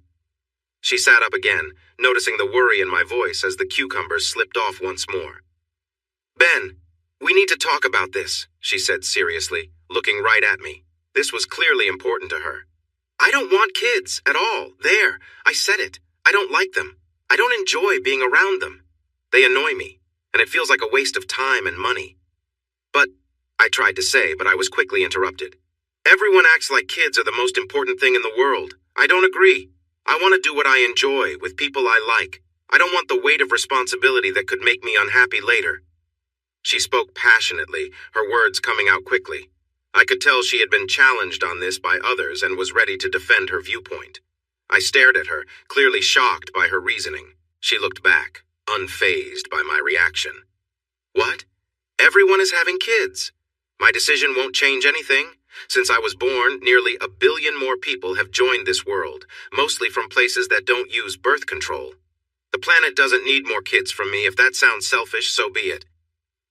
I was silent for a moment, trying to process her words.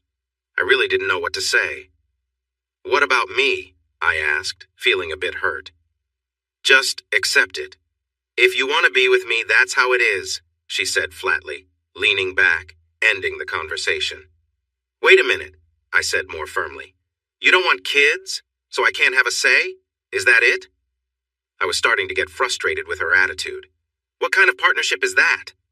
She sat up again, and I could see concern about us in her eyes, mixed with determination. "Ben, I love you. You know that. But I love you, not future kids. I appreciate what we have and don't want to change it. Kids can bring problems. Maybe I'm not expressing this well." She bit her lip, and I couldn't tell if it was intentional or not. She sat up straight, leaned forward, and took my hand. "Maybe I'm being too strict. I've faced a lot of pressure about this, especially from my mom. I get that good things can come from having kids, but I believe more challenges also come with them. It's like a gamble, and you won't know the outcome for years. If they turn out to be difficult, you just have to deal with it. I don't want that for my life. I want the freedom to travel and interview important people whenever I want, and changing diapers won't allow that. You? Don't make me laugh." She looked deeply into my eyes, her tough stance softening a bit. I sighed. I didn't expect our day to go like this. "You are asking a lot for me to give up, Monica." She sighed and pressed her lips together for a moment. I know I'm asking a lot. It's a big sacrifice, I understand. You need some time to think about it, but this is important to me. We need to talk about this now before we get married. If it's too much for you, then you need to think about what matters more to you. No. She noticed I was about to speak. "No, you do. This is a big deal, and I realize that. Just because it doesn't mean much to me doesn't mean it won't for you. I get that. You need to understand what you're getting into. We don't have to decide everything today," even though it was clear she already had her mind made up. I nodded. Then I thought of something. "What do you give up?" I asked. "Sorry," she replied, tilting her head slightly. "You are asking me to give up something important. How do you plan to balance that?" "What do you mean?" she asked, a bit cautious. She realized we might be starting to negotiate, which indicated I was considering her request. "I'm not sure. I need to think about what might be worth giving up having kids for." "Well, I can guarantee you one thing," she said confidently. "And what's that?" I asked back. You'd be the happiest husband without kids ever, in more ways than one, I promise. That was certainly something. We left it at that for the day. Later, we talked again, and I got her to say, "That's how I feel now. I might change my mind. Women can do that." I suspected she was just trying to make me feel better, not that she truly believed it. What did I get in this deal? I had her love. I wasn't sure if it was worth everything, but it looked like it was the only way forward. The truth was, I either had to accept this or we would be done. I wasn't thrilled about it, but being with her made me happier than I thought possible. So I committed myself to making the best of it. You never know what could happen in the future. I never did get to suggest some of my ideas, though. She was not open to sharing. She clearly told me to forget that thought. Oh well, at least I tried. About 2 years later, I made a big change for her. I accepted that I wouldn't have kids and that she was more important to me than anything else. I was tired of using condoms, and she couldn't take the pill much longer. I learned that there are specific guidelines for how long a woman should be on the pill before needing a break. Other options caused issues for her, so to show her I was fully committed, I decided to have a procedure done. It wasn't so bad and got better in a couple of days. There were some funny moments in it, too. I thought it was a big, kind gesture, but Monica didn't want to talk for a couple of months after, so there was that. Anyway, putting those problems aside, we were perfect for each other. We fit together really well. The time we spent together was wonderful. Monica loved to be creative and playful, even in public. She always wanted to have fun and often took the lead. I remember coming home upset because someone at work was being unreasonable. Monica would listen to me moan, and she'd smile as she helped me relax and forget about my bad day. She was great at making me feel good. I know she learned to please me because she wasn't very good at first, but over time she asked me what I liked and practiced so she could get better.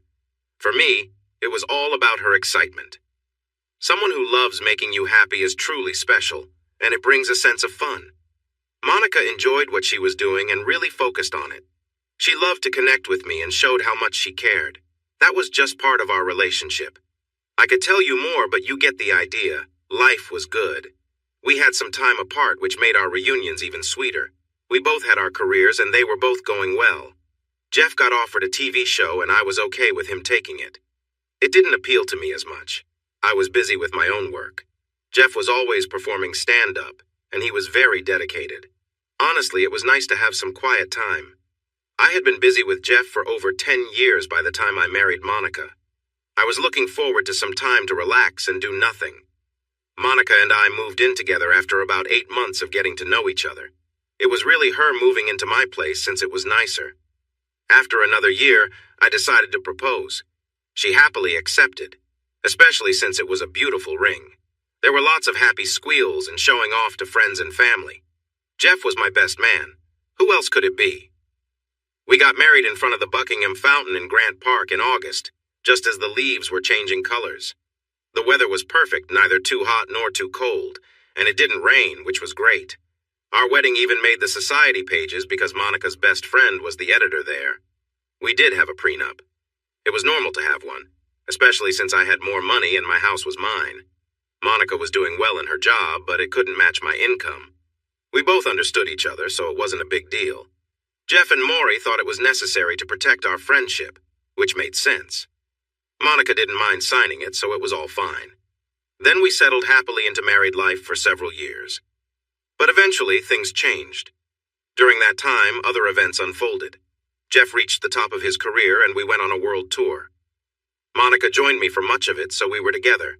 It lasted 18 months, covered 6 countries, included 128 shows, and I even started noticing some gray hair. I guess when my hair changed, everyone noticed because it was long and shiny. The silver stood out quite a bit. After the tour, Jeff took 3 months off, and I worked on new material and did some side gigs for him. He returned to work with another season of his show and even acted in a movie, which he enjoyed. Then we did a Netflix special and went back on the road with more new material for another tour the next year.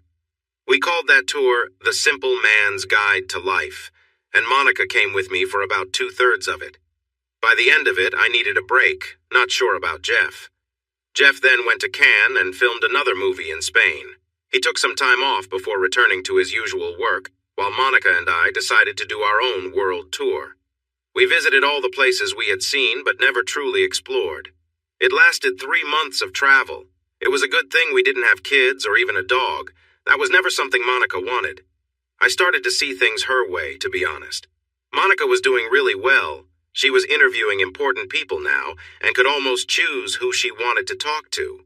She had reached a point where there were only so many magazines and newspapers that did interviews, places like Playboy, the New York Times, and The Atlantic. She even got a chance to be a fill-in host on a popular talk show, but after a few tries, she felt that being on TV wasn't really her style. She believed she was better at getting stories from people than being interesting herself.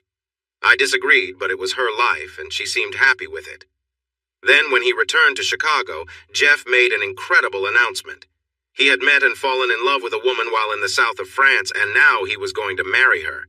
This woman had even followed him to his work in Spain. I couldn't believe it. Jeff was known for enjoying his single life and the freedom that came with being famous. The guy who never seemed interested in settling down was now in love. I would have thought it impossible if I hadn't met her and seen how he acted around her. Her name was Jemima DeLura, and she was from South Bend, Indiana. She had been traveling through Europe with her friend Simone. At just 24, she stood out with her bright blonde hair and was very attractive, with an elegant figure and smooth skin. She had her own modeling career and was financially stable, so it was clear she wasn't after Jeff's money. Was it true love? I'm not sure. It sure looked like it from how Jeff behaved. I had never seen him like this before, like a lovesick puppy, as Monica had once said. He wanted to do everything for Jemima. I couldn't figure out what had changed him. I asked him about it one time after a show while we were having a beer. Although things were different now that I was married and Jemima was around, there was no chasing women happening anymore, and neither of us seemed bothered by it. So, what happened in France, Jeff? You seem like a different person now. And don't give me that "I just fell in love" line. I know you better than that, I said, sipping my beer. He looked at me for a moment, thinking about my question, and then took a sip of his beer. Honestly, I don't know, Ben. I was on top of the world with everything I wanted at my fingertips. You know how it is. He looked away, then stared at the mirror behind the bar, peeling the label off his bottle. And then she walked into the hotel lobby. She wasn't even a guest there. I can't explain it. Maybe I was just tired of my old life. Maybe I was finally ready for something new. I really don't know. All I know is that when I saw her, with her bright smile and beautiful hair wearing cut-off jeans, I thought, yes, that's it. She's what I want. She's what I need. So I walked over, said hello, and we had a drink at the bar. He chuckled a little. But Jeff wasn't trying to brag about that moment. He wasn't acting like he was better than anyone else. It was just the truth. He couldn't go anywhere in the Western world without someone recognizing him. Both of us had worked very hard to achieve our success. When you become known, people get familiar with you. That's just how it is. It doesn't mean he doesn't appreciate what comes with success. Jeff has never turned down a request for an autograph or photo when I was around. He looked at me again. I know you don't approve of some parts of my life, Ben. I can see your expression when you think about my dating life now that you're married. You've grown up and I haven't. I understand that. I was surprised he felt that way. I didn't think I showed it so clearly, but I guess I did. I was about to say something to apologize for any misunderstanding when he raised his hand. No, it's okay. I get it. I've known you for a long time. I understand what you're thinking, and you probably get what I feel too. But here's the thing. I'm having a hard time figuring out my thoughts right now. I don't know why. I didn't wake up one day thinking, I want something different. I was happy. Then she walked in and suddenly I felt drawn to her. She has something special. I can't quite explain it, just that she has it. Maybe I was ready for this. Maybe I need it right now. I don't really know, but it feels important. I want it too, obviously. Have you seen how great she looks? She's stunning. He went back to opening his drink. Tonight it seemed like he needed to share his feelings, so I just sat and listened. She makes me happy, you know. Not only because of what she brings to my life, but also because of what I can do for her. I spoke up. I've never heard you say something like that, Jeff. That's a big deal. Putting someone else's needs above your own sounds like a great connection as long as she feels the same way. I think she does, but then again, I could be wrong. You know how it is. Sometimes we see things the way we want to. He wasn't quite understanding that saying, but it fit what he wanted to express for now. Are you happy, Jeff? Really happy? He turned towards me. I would marry her in a second if she wanted to. I've told her many times. She wants to take her time and get to know each other better. I'm fine with that. She's mentioned that we will eventually get married, but it might take some time to get there. She believes that this time together will help us understand each other more deeply. I'm all in, no matter what it takes. After that, the bar was mostly quiet, or as quiet as it can be in a lively place. I gave a thoughtful smile, showing I appreciated my friend's words. I looked her in the eye and said, "If you're happy, I'm happy. Just make sure you have a good agreement in place, all right?"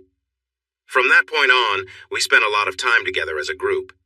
She and Monica really clicked right away. It was a special connection. Jem praised Monica for her style, and Monica returned the compliment about Jem's hair, and just like that, they became good friends. The two of them would go out shopping together. I found it interesting because Jem's style was quite different from Monica's, yet they could easily spend an entire day at the mall, filling the car with shopping bags. They also enjoyed ladies' nights at either our place or Jeff's. Sometimes it was just the two of them, and sometimes with other friends. We all went to the movies together when we could, and the women would try to broaden our perspectives. They thought attending performances about serious issues could help us see things differently, but I found it hard to understand how watching certain types of shows would change our views. Jeff felt the same way. To be fair, they also came with us to some basketball and hockey games. Jeff had great tickets to the hockey games, right behind the penalty boxes, and we used those tickets often. We were all happy as couples, enjoying time together as a group, while the girls did their own activities and Jeff and I focused on work. Everything was going well. Then, something shifted. I can even remember the day it happened. We went out as a group to eat at a fun restaurant. Sometimes Jeff liked to go to places where he could entertain others, and he enjoyed reminding everyone of his talent. It was part of who he was, and we didn't mind because he always put on a good show. But that night felt different. I couldn't quite put my finger on it. Although Jeff was being his usual lively self, the atmosphere felt heavy, and it was hard to start a conversation. Clearly something was off, but I had no idea what it could be. While Jeff made jokes and interacted with those around us, the rest of us were just quiet. On the way home, I asked Monica, "What was up back there? Did something happen?" She avoided my question and didn't want to tell me. By the time we got home, I was starting to feel frustrated. She was hiding something from me, and I needed to find out what it was. When we walked into my house, I was really frustrated. "Monica, what is going on? He's my partner, and I deserve to know. Just tell me." I raised my voice, maybe too much. She said I yelled, but I didn't think it was that bad. She avoided my gaze and fidgeted, so I finally shouted, "Fine, I'll just sleep in the guest room. Forget this, and forget you." I admit I was overreacting. Anger can make us say and do things we don't mean. Monica looked upset. "No," she said quietly. "Okay, I'll tell you, but not everything. I promised, Ben. You have to understand that." "No, Monica, I don't. Whatever promises you made to someone else can't be more important than the promises you made to me when we were married. Remember that? Those come first." "It's not. You don't understand. It's not my secret to share, Ben, please. I found out something about Jemima, something she wouldn't want anyone to know, not you, not me, not Jeff, no one." "Is she cheating on him?" I yelled, feeling furious. I was jumping to conclusions, but I couldn't think of anything else. "No!" Monica yelled back, surprised. "It's not that. Just something about her that she hasn't made public, and that's all I can say. It's not about being with another man behind Jeff's back. It's something personal." "Can she not have kids?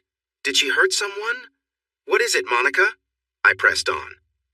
"Look, Ben, if you had a secret that you didn't want people to know, wouldn't you want someone to promise not to share it? I'm trying to respect that. Please. If you found out, it would hurt our friendship with them. It's not because you'd know, but because I would have broken my promise. Can't you see that? It doesn't affect you or Jeff. Please trust me. I would tell you if it did, but it doesn't. All this would do is ruin a friendship. So, if you care about me, trust me and let it go." When she put it that way, I did trust her. What else could I do? I was angry with her for keeping secrets, especially because it led to evenings like this, one last try to get through to her. What about the promise you made to me? The one in front of our families? I asked. This is different, she replied sharply. If it impacted us, I would tell you. I really would. But it's not my place to share, so please don't push me. No one wins in that situation. I paused, feeling lost. I didn't realize it at the time, but I was. I don't know what it is, but if it leads to nights like this, then it will hurt our friendship anyway, I suggested gently. You're right, she sighed. I can't deny that. But that's mostly on me. I reacted poorly to what I found out. I need some time alone with Jem to clear the air. We'll find our balance again and everything will be all right. Just wait and see. Only Monica could use a word like all right and make it sound natural. It's true she is a journalist. So I let it go. I had to decide if I would trust her and believe it didn't change things between us. Was it worth living in a place filled with doubts? I could push for answers, but that could only lead to hard feelings. Maybe it was something serious I needed to address? I'd never know until I asked, and once I did, who knew how I would feel about it? So I decided to let it go. Monica was right, at least for the moment. She sorted things out with Jemima, and when we were all together next, things felt much more relaxed. Life went on as usual. If anything, the two of them became even closer. They went on more outings together, like shopping trips and a few weekends away. Sometimes I'd come home to find Jemima in our kitchen, chatting with Monica about different things, laughing and enjoying coffee together. Monica would always greet me with a smile and a kiss and then gently suggest I go watch TV or spend some time in my home office. I pushed the situation from my mind and placed it in the things I'd like to know category, hoping I might find out in time. Meanwhile, I had my own life to live. Looking back now, it's funny that I never thought of including this in my act for Jeff. I often took bits of my life at home, added a funny twist, and worked them into my routine. Monica always knew where some of the jokes came from. Since it was Jeff speaking on stage, no one would connect it back to us, so while she wasn't thrilled about it, she took it in stride. Sometimes, she laughed the hardest, knowing the story behind the joke. But with this situation, I didn't create any comedy around it. Things were good and felt normal for about 6 months. Then things got a bit unusual. Not strange, just a little different. Monica became more affectionate. She liked to hold my hand and wrap her arms around me, resting her head on my shoulder. She wanted to share food with me when we went out, and her level of affection increased. After we were close, she would cling to me and smile, giving me soft kisses until she fell asleep in my arms. It was nice, but a bit surprising at the same time. After 3 or 4 weeks of this, I decided to ask her about it. I wasn't suspicious. I was just curious. I didn't want to make it a big deal, but it was definitely a change. I was curious, though I didn't want it to end. It was classic confirmation bias. One morning we were having breakfast. She wore her robe and I had on shorts and a shirt. I said, "So, hey, I really appreciate all the affection lately, but what's going on? Is there a reason for this kindness?" I asked, taking a bite of my well-buttered toast. I can't stand toast with just a little butter. It has to be done right. Butter it well when it's hot from the toaster so it melts into the bread. Perfectly buttered toast is a delight. Everything else just doesn't compare. I tried to say it playfully, hoping not to sound too serious. The last thing I wanted was to upset her. She paused, her cup of coffee near her lips. "Can't a married woman just love her husband without it being a big deal?" she said, not annoyed, but with a tone that suggested she could get upset if pushed. I raised an eyebrow and chewed my toast slowly, enjoying the quiet. She looked at me closely, then sipped her coffee and set the cup down, holding it with both hands. "Okay? Yes, there is a reason," she said seriously. "Not long ago, I remembered that I had asked you to give something up before we got married. You did it for me, and I wanted to make sure you know how grateful I am for that. This is my way of showing you how much I appreciate it." That was sweet of her. I smiled back. "I won't say you're welcome because it was tough, but I'm glad I did it. My time with you is the best part of my life. Just us against everything." Then she suddenly started to cry, and I was taken aback. She just sat there, tears falling, and I thought, what did I do, while she held on to me? "What's wrong?" I whispered, brushing my hand through her hair. "Are you okay?" She trembled and cried harder, burying her face in my shoulder. After a while, she calmed down a bit and looked up at me. "I don't deserve you," she said softly. I smiled gently and offered my hand. "Of course you do. Now let's go back to bed and I'll show you how much." And we spent the morning enjoying each other's company. This went on for another 3 or 4 months, and I began to notice I was seeing less and less of Jemima. We would go out together, but she often didn't come or would send an excuse. While Monica still saw her, Jemima stopped visiting when I was around. It felt strange. I tried to talk to Jeff about Monica, asking if she was upset with us or if something was wrong with her. After our meeting, he looked serious and said, "Ben, I appreciate your concern, but I am sure there's nothing happening. She's just busy with her new swimwear line. That's why she hasn't been around. Don't worry, she's not with someone else." Then he patted my back and went on with his day. When I mentioned it to Monica, she waved me off and said, "Everything's fine. She's just wrapped up in her work. I'll see her soon and will tell her you're worried, but it's all good." Looking back now, I see how foolish I was. I didn't notice the signs right in front of me. I thought maybe I had upset her or that she was having problems with Jeff. I had no clue what was really happening, even though there were hints. I just believed everyone and accepted what they said while Monica became really sad for about 2 weeks. She was off, like she was having a tough time. I kept asking her what was wrong, and she'd hold me tight, put her head on my chest, and say, "It's just something silly with Jemima. It will all work out." Then one day she seemed better and said she and Jemima were going to a nice spa weekend near New York. She promised that everything would be okay when she got back and that we'd finally take a vacation together. I was so naive. She left on Wednesday and was supposed to return on Sunday. It was only when I got a call from the spa on Friday that things started to make sense. Monica had left her wallet there, and they called to let her know. They got her voicemail and were calling me as her emergency contact to inform me. Emergency contact? I wondered why a spa would need that. The name, Family Clinic of Staten Island, did not sound like any spa I knew. They wouldn't give me any information over the phone. They said they couldn't share such details. A quick search online gave me the answers I needed. It was a family planning clinic that provided certain medical services. No wonder her phone was off. She couldn't let me see where she was since we shared locations. Now I only had one question. Who was it for? Was it for Jemima or for Monica? I thought it was probably about Jemima based on how things had been lately. She hadn't been around much and it all added up. Monica had never been fond of children, so it was hard to believe this was about her. On Saturday morning, I got a call from Jemima's phone. "Hello, Jem? Hi, Ben. It's Monica. My phone isn't working. The battery died and I can't charge it. I'm going to take it to the Apple store nearby and see if they can fix it. Sorry, I just noticed." Great. So Jemima's phone was fine, but Monica's was not. This meant Jemima didn't mind who saw her, but Monica did. Things were not looking good. "Yeah," I replied, trying to keep calm. I was trying to figure out what to say and what to ask. Should I tell her what I knew? Would she be honest with me? Why was I even wondering if she would be honest? What kind of thought was that about my wife? Thoughts raced through my mind. I was trying to decide what to do next. I'm not the kind of person who hides my feelings. I have read stories about people who get news they don't believe and pretend until they figure things out. That's not me. I wear my emotions on my sleeve. It's part of how I live. To be true to myself, I have to express my feelings. Some might say I should have stayed calm, but I am who I am. "Are you okay, Ben?" she asked after a moment. "You seem quiet." "Monica, the family planning clinic called about your wallet. Your phone was off. Was this about you or Jemima?"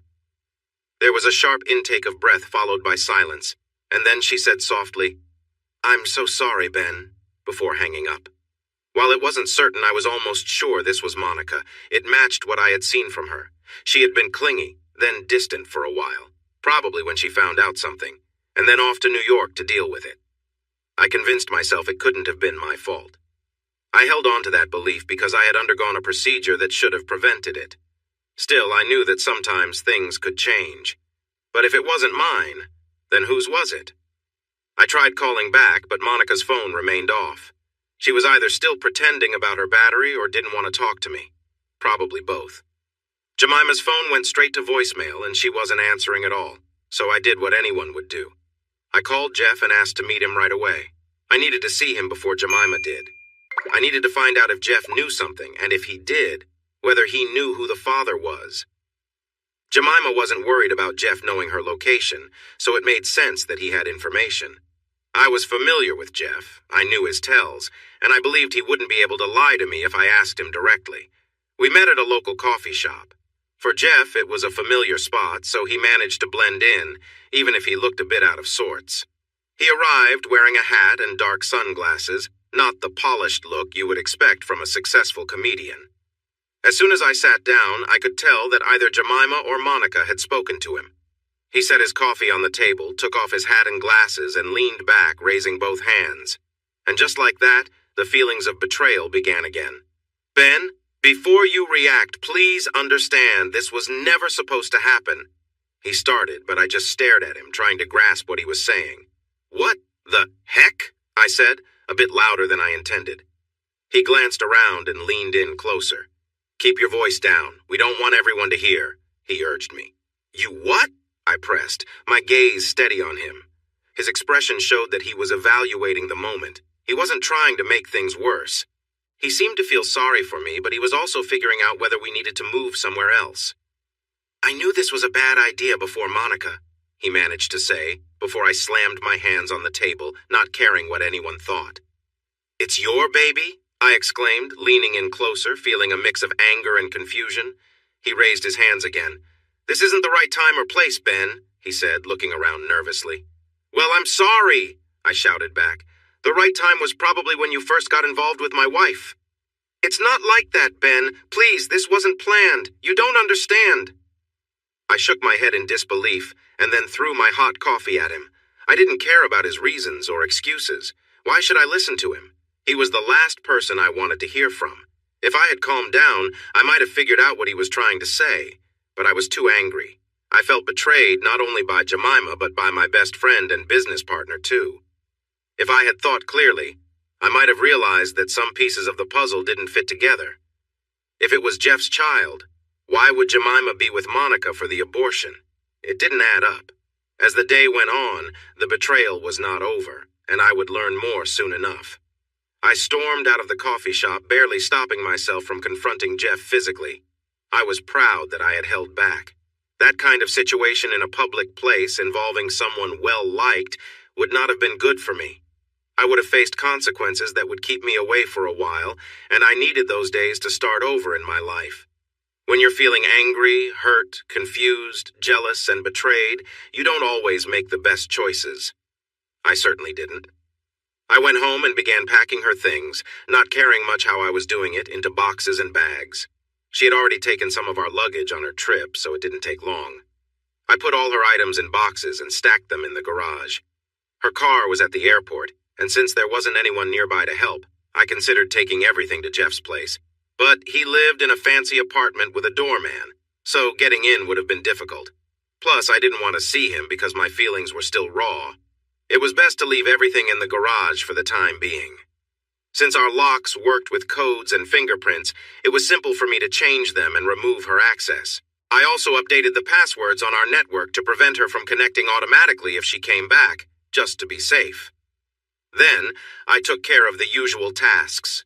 I created a new account, moved some money around, and changed all the passwords for our shared investment account. The agreement we had outlined what she would receive, and I made sure to leave enough in the account for her to start anew. Most of the investments were still in my name anyway, and I would deal with that later when it came to legal matters. I also knew I had to find a lawyer. Rather than asking the one we used for business, I decided to look for someone new, as I didn't want to trust anyone at that moment. I found a random lawyer based on recommendations online and set up an appointment for the next day. In my anger, I wanted to finalize the divorce quickly. I wanted her to feel the sadness I felt, the pain that I believed she deserved. After everything was done, once I'd let out all my anger, I just sat back. I pushed away from the laptop and took a moment to think about everything, and it wasn't easy. When something like this occurs, you begin to question everything. Not just thoughts like, was I not enough? Or what did I do wrong? Or why doesn't she care about me? But also, every past moment of affection is looked at differently. All the times I interacted with Jeff were examined again in a new light. I had a lot of facts, but I realized I didn't know everything. It was clear that there was more going on than I understood. I knew I needed to talk to Jemima. She clearly knew something was happening, which is why she hadn't been around for the past few months. I had convinced myself that this was part of whatever was going on with Jeff. Jemima had found out and was keeping her distance because she didn't want to tell me. Was that why? But then why was she with Monica in New York? She was there and Monica used her phone, so she had to be. I didn't know the most important answer of all, which was why. The only way I would find out was if someone told me. But right now, I didn't want to talk to anyone. I couldn't trust anyone, so I wouldn't believe what they said anyway. The phone rang several times. Jeff. Monica, her phone was working again. I checked her location and yes, it was where it should be. There were a couple of calls from Jemima's phone too, even one from Maury. I could guess what he wanted. I was also thinking about what to do next. There was no way I would work with Jeff again, that was clear. Should I end our partnership, go on talk shows and ruin him? What should I do? I decided I needed more legal advice about the business first before deciding my next steps. But I knew I would take action. Jeff wouldn't get through this without some consequences. It's funny how the people closest to you often face the strongest backlash when they betray you. The divorce lawyer I was meeting with had already told me he only did family law. I would need someone else for the business side of things. He might help with that. Then I sat down, had a few glasses of whiskey, and went to bed. Monica wouldn't be back for 2 more days, though I suspected she might want to return early. But would she be allowed to? Would there be enough time for her to recover? I decided I didn't want to think about it. She would return when she could, and no matter what, I would be gone. I planned to leave for the reservation after my meeting with the family law lawyer the next day. I needed to be around people who weren't trying to hurt me. I thought it would be nice to just take some time to heal. I finally fell asleep late and woke up early, ignoring the buzzing phone. My meeting with the divorce lawyer went pretty much as I expected. I brought him the prenup, explained everything I knew, and he agreed to prepare the paperwork for the separation. He mentioned that I would need to know the complete story, so I would have to talk to her at some point. I figured that was normal, right? Get the full story, find closure, and move on. He also said I would need to talk to Jeff, and at that point, he said he would have to refer me to someone else. He recommended a firm called Pearsons and Associates. The main person in charge there seemed to be someone lawyers respected and feared. They had all the services I needed. I said I would talk to Monica and consider getting some help soon to deal with my feelings. But at that moment, I felt nothing. I had gone from angry to sad, and now I was just numb. I felt like a cork floating in water, moved around without any control. Packing up her things and seeing a divorce lawyer felt like pulling that cork out. Now that it was done, I was lost, unsure of what to do next. I hadn't really thought through what happened. I was just responding to things happening around me. Every interaction started to feel uncertain. I began questioning everything I thought I knew about myself. I wondered not just, why did this happen to me, but also, why did something like this seem to happen to me? These are 2 very different questions with different meanings.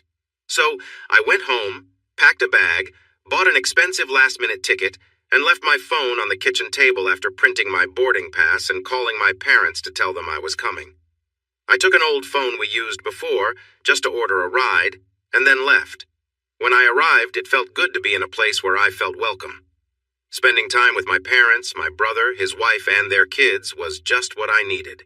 It took time to explain everything that happened and share my feelings, or lack of feeling, about it all beyond the initial anger. But that sharing among family passed down through generations is special. Being open with the people you love holds great power. The Native American way values understanding the person speaking, what matters to them, and respecting who they truly are. There's no need to hide. The real you deserves respect, and honesty comes naturally. In Native American life, there are still issues to deal with, but it's different from the politics found elsewhere. Western society often forces people to hide who they are. People are so focused on how others see them that they often don't show their true selves. You have to guess what people want because they won't say it for fear of being exploited. The Native American view is about figuring out if you can help and understanding what you might gain in return. You shouldn't push others to do things they don't want to do. That's not right.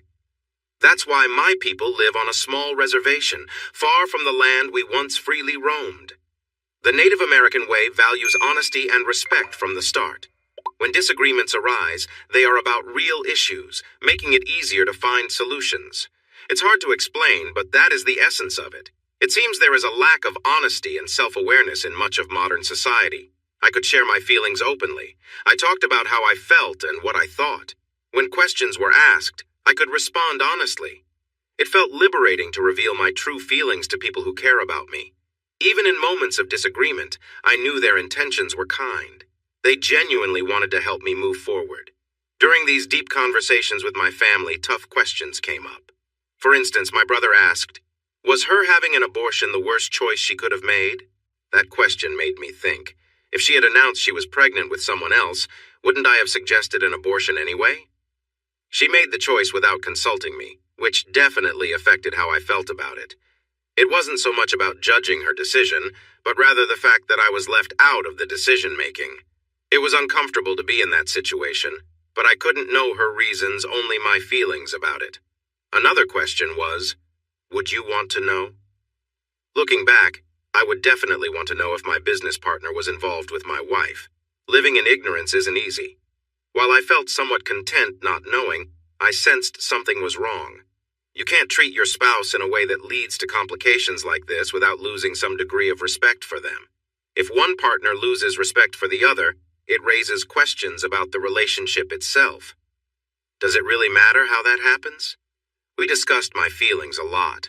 We wondered how she might have been feeling, why she could have strayed, and what I wanted for the future. I was told to take my time before making any decisions. I shouldn't rush, and should think about what I wanted and needed. I also needed to gather more information. I wondered why she acted the way she did and how she felt. Maybe she was ready to leave and be with Jeff. I had no idea how Jemima would feel about that. You would think she'd be upset. But she was with Monica in New York during the divorce process. Was she there to make sure things went smoothly in their marriage? Or was she there to support Monica emotionally? It was puzzling. After all, her husband was the cause of this situation, so wouldn't she be angry? It was clear I needed to talk to her too. I accepted that our marriage was over. No matter the reason, the disrespect she showed me was something I couldn't overlook. She knew how much I had given up to be with her. I felt like she took that gift and threw it away, and we both were aware of it. The house belonged to me because it was clearly stated in the prenup. It was mine before we got married, it was paid off, and it was completely mine. I wouldn't be surprised if she tried to move out while I was away. Either way, I needed to have a serious conversation to get some closure and move on. I still loved the woman I thought was my wife, but the person I saw now didn't feel like her. She looked like her and acted like her, but she wasn't the same at a deeper level. I wondered if she ever had been that way, or if I had just not seen things clearly because of my own desires. I wasn't filled with anger, even though I was definitely upset. It was a strong upset, like a don't make me upset sort of thing, but not to the point where I wanted to break things. I felt very sad and had many questions about both myself and her. I wondered if I wasn't enough for her. What did she need that I couldn't give her? What had I done wrong? Why was what I offered not enough for her? I had a lot of feelings, but they seemed to be manageable for the situation. One evening, we talked about this a lot. My sister-in-law thought the true impact of what happened hadn't hit me yet, and maybe she was right. My brother, who can be difficult, joked that I wasn't emotionally mature, so it was unlikely I felt emotions like other people. I should mention he had been drinking, so he wasn't trying to be mean. He was just aiming for humor. I explained, a bit sharply, that if we wanted something funny, I could provide it since that was my job. But right then, I had nothing funny to share. My parents were more considerate. Dad thought I might be pushing my feelings aside, while Mom believed I was the most mature one among us, handling my feelings instead of letting them take control. They didn't realize that I felt mostly numb, just getting by with the basic emotions. When I told them this, they nodded, but Mom looked worried. She was concerned I might not be with family when the heavy feelings finally hit me. That was a worry, but I needed to return to Chicago to figure out my future. I needed more details. I needed to wrap up certain parts of my life and start new ones. I thought spending those days with my family would help me face whatever awaited me at home. But as it turns out, things don't often go as planned. it was nice being with people who just wanted to support me, it didn't really help clarify what I should do next, besides moving on from Monica. The news I received was not what I had imagined it would be. I spent 5 days there before my old phone buzzed. Someone in Chicago realized it was lost and that I was probably using it. I looked at the screen, unsure if I should answer. It likely wouldn't be Jemima or Monica since they didn't have the number, so it was probably Jeff or Maury. I wondered if Jeff had given the number to Monica. Would he do that? Then I thought I could just check the screen to see who was calling. That would answer my questions. I looked. Maury. Well, on a whim, I decided to answer. Ben? Maury's voice came through. Who else would it be? I replied, a bit irritated by the question. Right, sorry, of course, said our agent's clipped voice.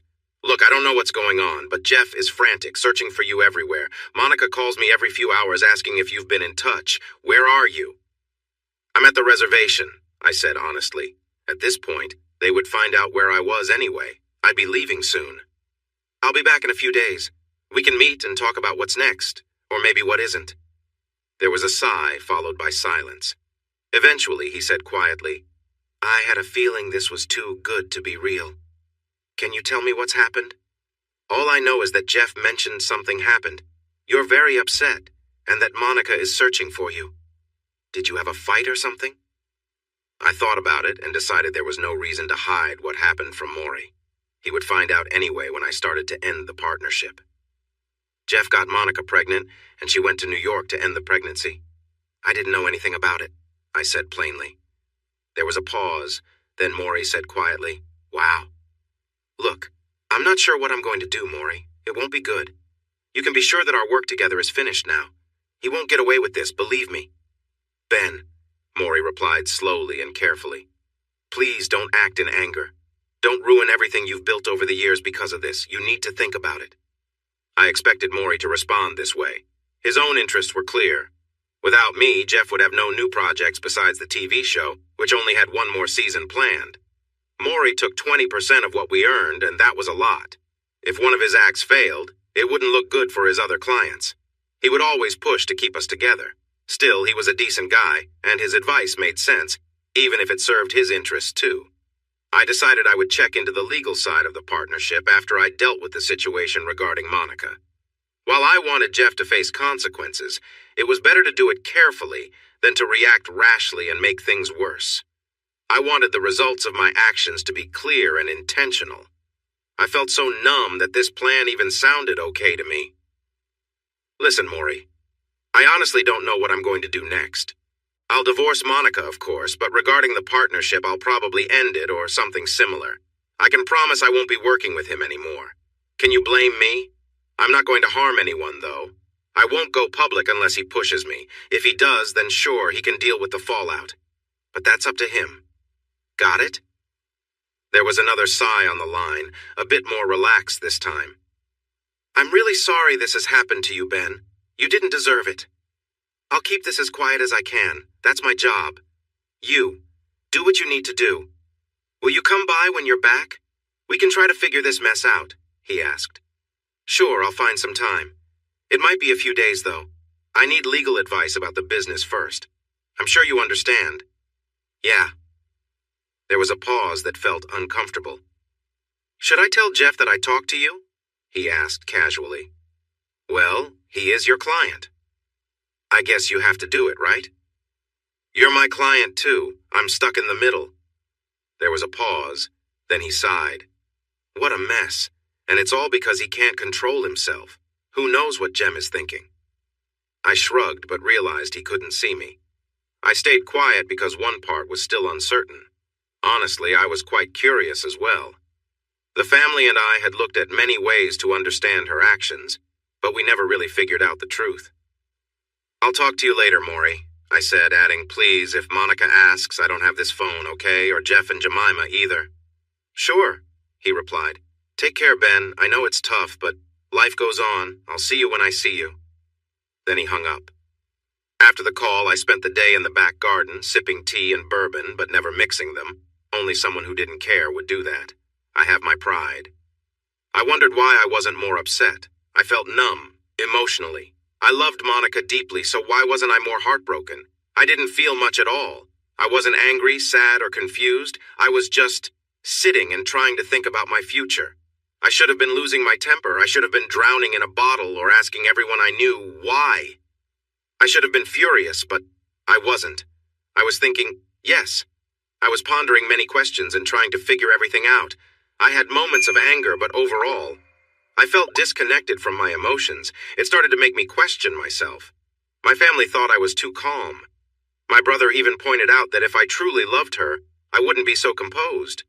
I was simply looking at how she would move, how to return her belongings, what my next steps would be, how to deal with Jeff professionally, and what the divorce would look like. Yes, Jeff would face consequences, but I felt detached about that too. I was preparing tasks, one after another. Then my mom provided some clear insight. She said, "The floodgates have opened, but something is blocking the flow. Once that gets loose, everything will come rushing out. It has to. The feelings can't stay bottled up, and when it does, Ben, you'll need us." My mom was wise for someone from a regular suburban background. I'd expect this kind of talk from Dad, but Dad had clearly influenced her. Even though I didn't feel it, I knew I was like a pressure cooker ready to blow. I wondered what might set me off. But in the empty mood I was in, I didn't think about it for long. With that thought, I returned to Chicago to pick up my life, trying to figure out what to do next, both at work and in my personal life. When I got home, I was relieved to find it quiet and free from any interruptions. No one knocked on the door for 3 days while I kept busy. I went grocery shopping and dropped by my family lawyer to see what they had been preparing. They had different papers ready, but they suggested I talk to Monica before filing anything, just to understand my own feelings better. I couldn't help but chuckle at that. Would she really be honest with me? Maybe, who knows? Recent events made me rethink what I believed about her. I had my meeting at Pearson's. Jessica Pearson herself came by to introduce herself and check on me. That woman has a strong presence. If anyone thought I had it together, I was just a mess compared to her. I brought along the contract that Jeff and I signed years ago, along with other agreements like the one for the Netflix specials. They said they would review them, and then we could discuss my options. We set up another meeting for 2 days later, and I left feeling unsure about my next steps. So I went home and sat quietly, staring at the wall. On the third day, as expected, Monica showed up. She brought Jemima with her, which I should have anticipated, but it was still unexpected. The doorbell rang, and my phone notified me that someone was at the door.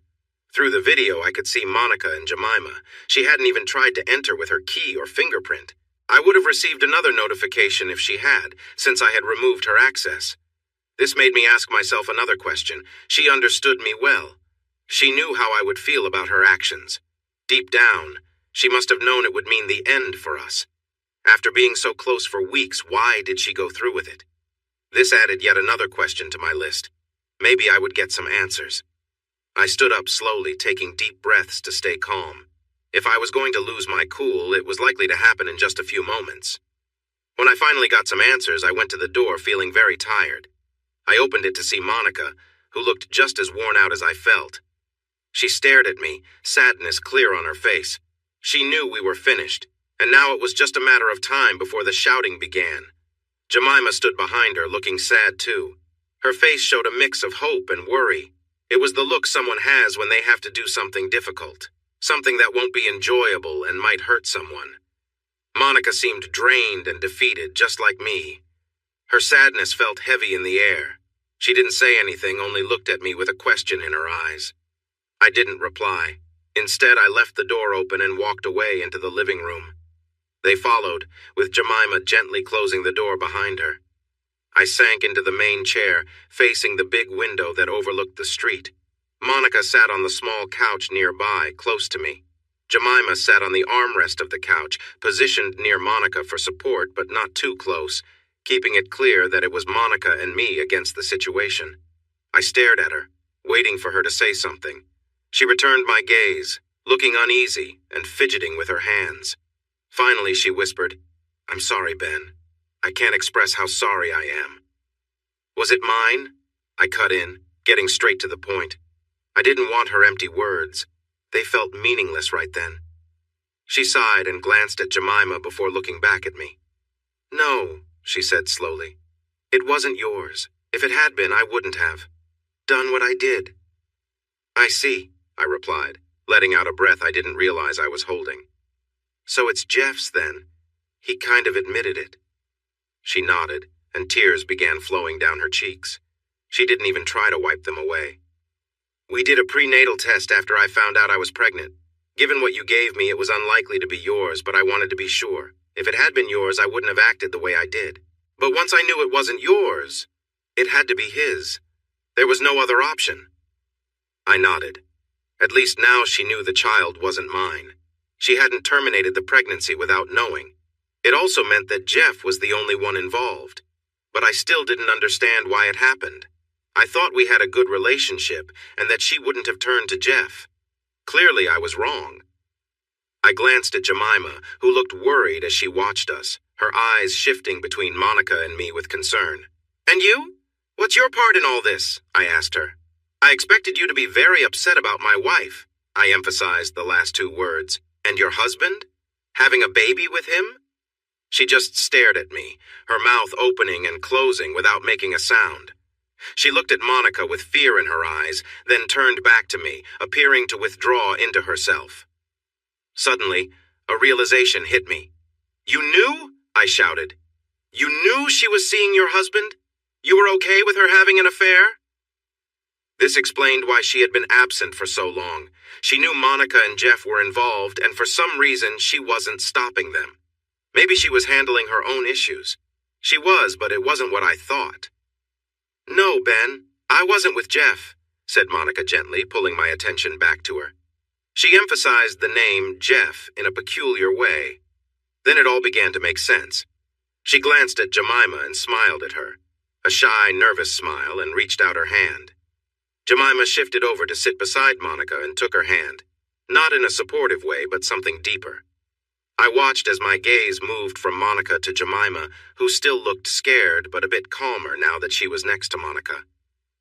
"I'm so sorry, Ben. It just happened. It had nothing to do with you. It just clicked. And then I found out that Jemima liked women very much." "That was what all that 'I found a secret I can't share' was about?" I cut in, not caring about being rude. This wasn't the time for niceties. Monica nodded, tears still slowly forming in her eyes. "Yes," she confirmed. "Well," I replied, "it doesn't seem like much of a problem now, does it?" It was a low blow, but I felt justified in my anger. She brushed it off. "Ben, I wish you could understand. This wasn't planned. There was no intention. It just happened. She connects with me in a way you can't, and you connect with me in a way she can't. It's like balancing forces." "Let me guess," I growled. "You weren't taking anything from me, right? She gave you something I can't, right? You were fulfilled in a way you never realized you needed?" I knew the typical stories cheaters tell.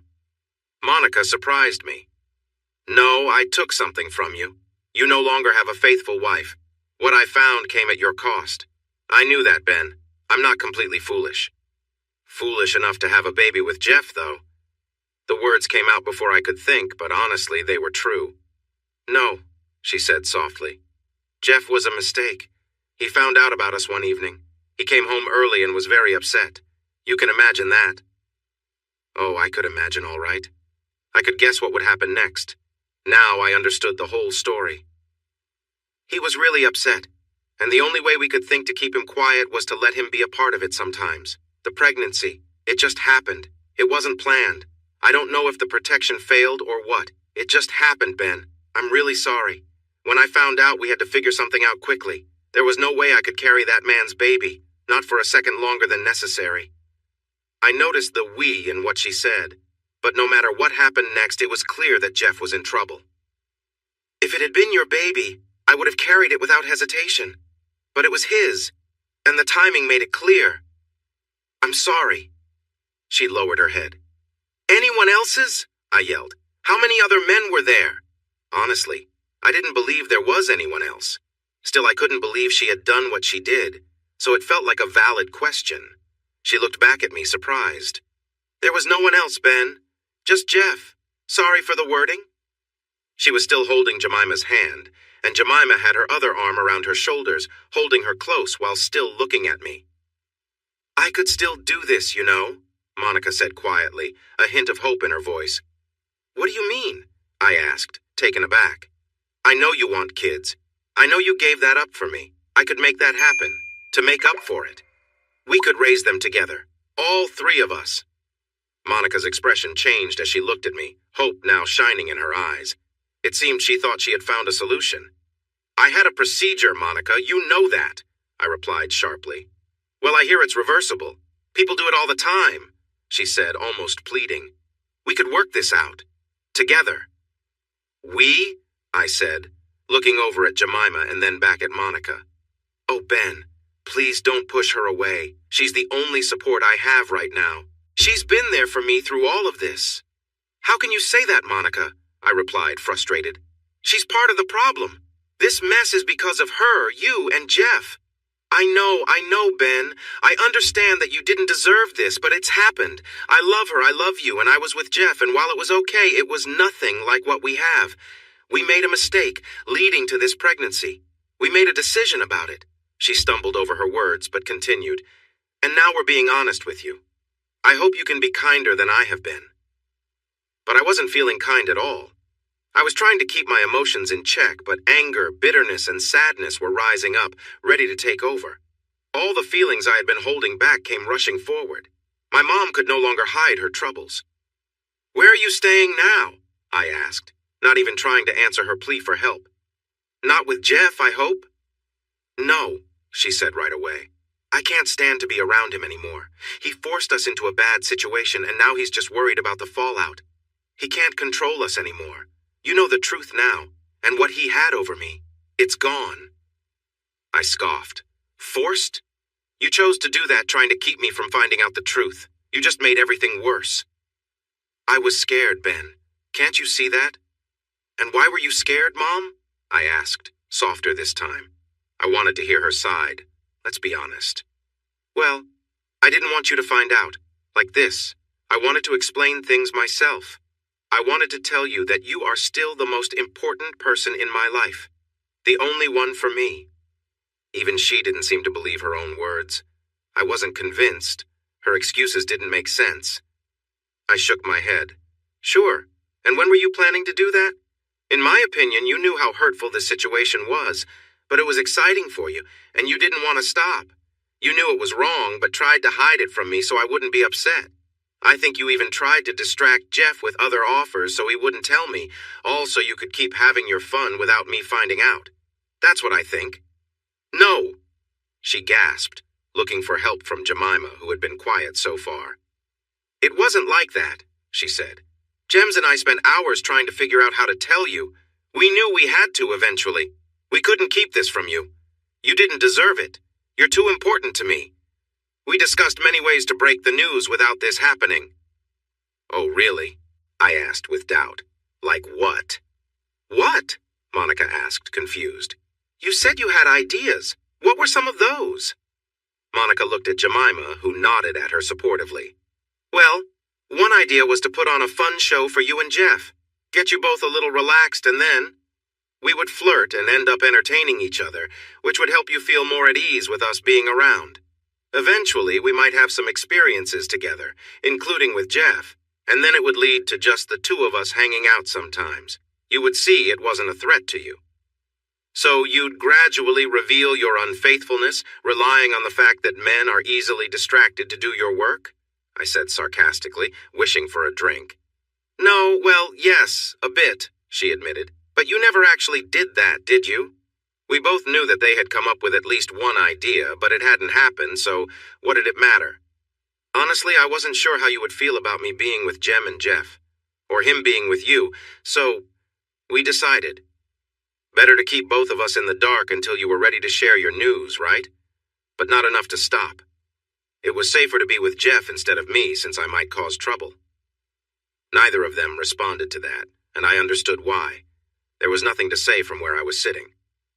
"You just kept doing your thing until Jeff found out and then put your plan into action, but without Ben involved," I said flatly. I really needed that drink. They both shrank away, avoiding my gaze. And then you got pregnant. And I had no idea. I spoke plainly. I was so angry that I felt cold and controlled. There was a heavy silence for a few moments, then I asked, "You never answered my question. Where are you staying?" "Jem has an apartment downtown that she bought when she and Jeff first got together as an investment," answered Monica, sounding a bit tired. "We are staying there." I looked at Jemima and directed my next question to her. "You've been quiet.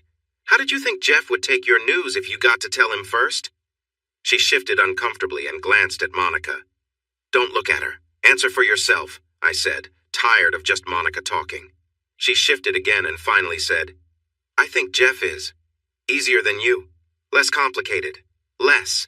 She searched for the right word and settled on strict when it comes to relationships. "You think he would have been okay with this?" I asked, genuinely confused. "I believe that if I explained it right and assured him I'd still be there for him, he would have been open to it, yes," she replied. I just looked at her. She seemed to be out of touch with reality, just like Monica.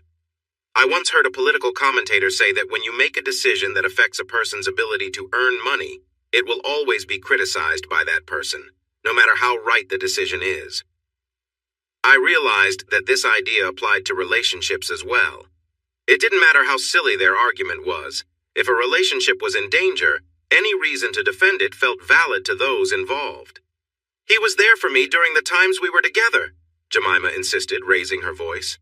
Monica looked surprised by her tone. "Well, he was..." Jemima shot back at Monica, upset. "It was working." "It was only working because he had the upper hand," I said calmly. "It was temporary, and he knew it. I think you're mistaken, Jemima.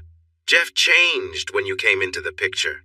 The things he said about you make me think it wasn't really working, more like you wanted to believe it was. I think he kept you around while enjoying his fun with two attractive girls who wanted to keep him happy. What guy wouldn't like that? And then Monica getting pregnant just messed everything up, didn't it?" What I really wanted to say was that they were both aware of his shortcomings and were enjoying themselves at the same time. I tried to stay composed. I wanted to hurt them, but I needed to understand their thoughts and words to truly grasp the situation. While words can be powerful, I knew this wasn't the right time to unleash my feelings. I was already plotting how to bring pain to everyone involved. If my mom could see into my mind at that moment, she would have been disappointed, shaking her head. All her teachings would seem wasted. But that didn't matter to me. Jemima looked at me with a sad expression, and Monica felt the need to explain. "You have to understand, Ben, it was an accident, an unexpected situation. I took care of it as soon as I found out. There was never going to be a little Jeff running around, you can be sure of that." "You could have used protection to avoid any of this," I replied, feeling resigned. Monica sighed. "Yes, we did. But we were. Desperate. I didn't think it through properly." "Desperate to keep your secret from me," I responded, keeping my tone steady. I wasn't ready to give them sympathy or understanding. They didn't deserve that. "You didn't think about how this would turn out for me, but you definitely thought about how it would affect yourself, or you wouldn't have been making Jeff so happy, right?" Monica sighed again. "We weren't trying to hurt you, Ben. We just needed some time. Time to figure out how to tell you this without making you really upset. I know we weren't fair to you. I know you have strong beliefs about loyalty. I understood mine before all this. I knew it would be hard for you to accept. It wasn't planned. It just happened. It just happened, did it?" I said, using air quotes again. "Things like this don't just happen, Monica. There are signs, moments that lead up to those choices, flirting and all that. It's something you actively choose to do." For once, Monica sat up straight and spoke clearly. "No, it wasn't like that. I know you won't believe me, but there was no long buildup of flirting leading to this. I wasn't aware that I was crossing any lines. If that were the case, I would have noticed and stopped. You know I feel the same way about trust and loyalty as you do. Do you really believe I would say one thing to you and then go down that road, knowing it could ruin my marriage?" There was a thoughtful silence before I replied. "I wouldn't have imagined you would have an affair with a woman, end up with my business partner, and then find yourself in a situation like this, so I'm unsure of what to believe right now." Monica sighed with frustration. "Yes, I get that. Before all this, would you have ever thought something like this could happen with me? No, we both know that's true. The truth is, it happened quickly. It wasn't curiosity or because I was looking for something that you couldn't give me. I was happy and secure. And then, she glanced at Jemima, who reached out and touched her arm, giving her a supportive smile. It happened one day after we were shopping. We bought some fun things for both you guys, some dresses and some lovely outfits. You know, now that I found out Jemima is bisexual, I was surprised when she mentioned how she missed the gentle touch of a woman while we were talking about our partners. I thought, what? And then she told me she had relationships with women before. Apparently it's quite common in modeling circles, but I didn't suddenly want to try that just because she enjoyed it. I wasn't thinking, oh, I have to experience that or anything like that. You saw how I reacted when I learned this, even if you didn't know what it meant. I was not happy, quite the opposite. She paused and looked at me. Could I get a bottle of water or something? I'm really thirsty. I could help with that, so I went to the kitchen and grabbed a bottle of water for both her and Jemima from the fridge. I finally had the drink I needed. I came back and sat down, handing bottles to both women. Monica opened hers and drank eagerly. Jemima just sat there, fiddling with hers nervously. Thank you. I wasn't suddenly excited to explore a different side just because Jemima said she liked kissing girls. You have to believe me, I didn't have those thoughts. It really wasn't like that. She looked at me anxiously, as if my assurance would change things. For her, it seemed to matter. I just stared back at her, and she continued after a moment. We were just trying on clothes, drinking wine, and chatting. You know, being silly. We joked about what our partners would think if they saw us trying things on. Then Jemima said, I don't know what Ben will think, but I know what I think. There was a pause, and I asked her what she meant. She said she found it incredibly exciting, and then she kissed me. Maybe I had a bit too much to drink, or I was caught up in the moment, and she got shy and looked at Jemima for support. I kissed her back. Then suddenly clothes were all over and things happened fast. Well, you can imagine. I understood.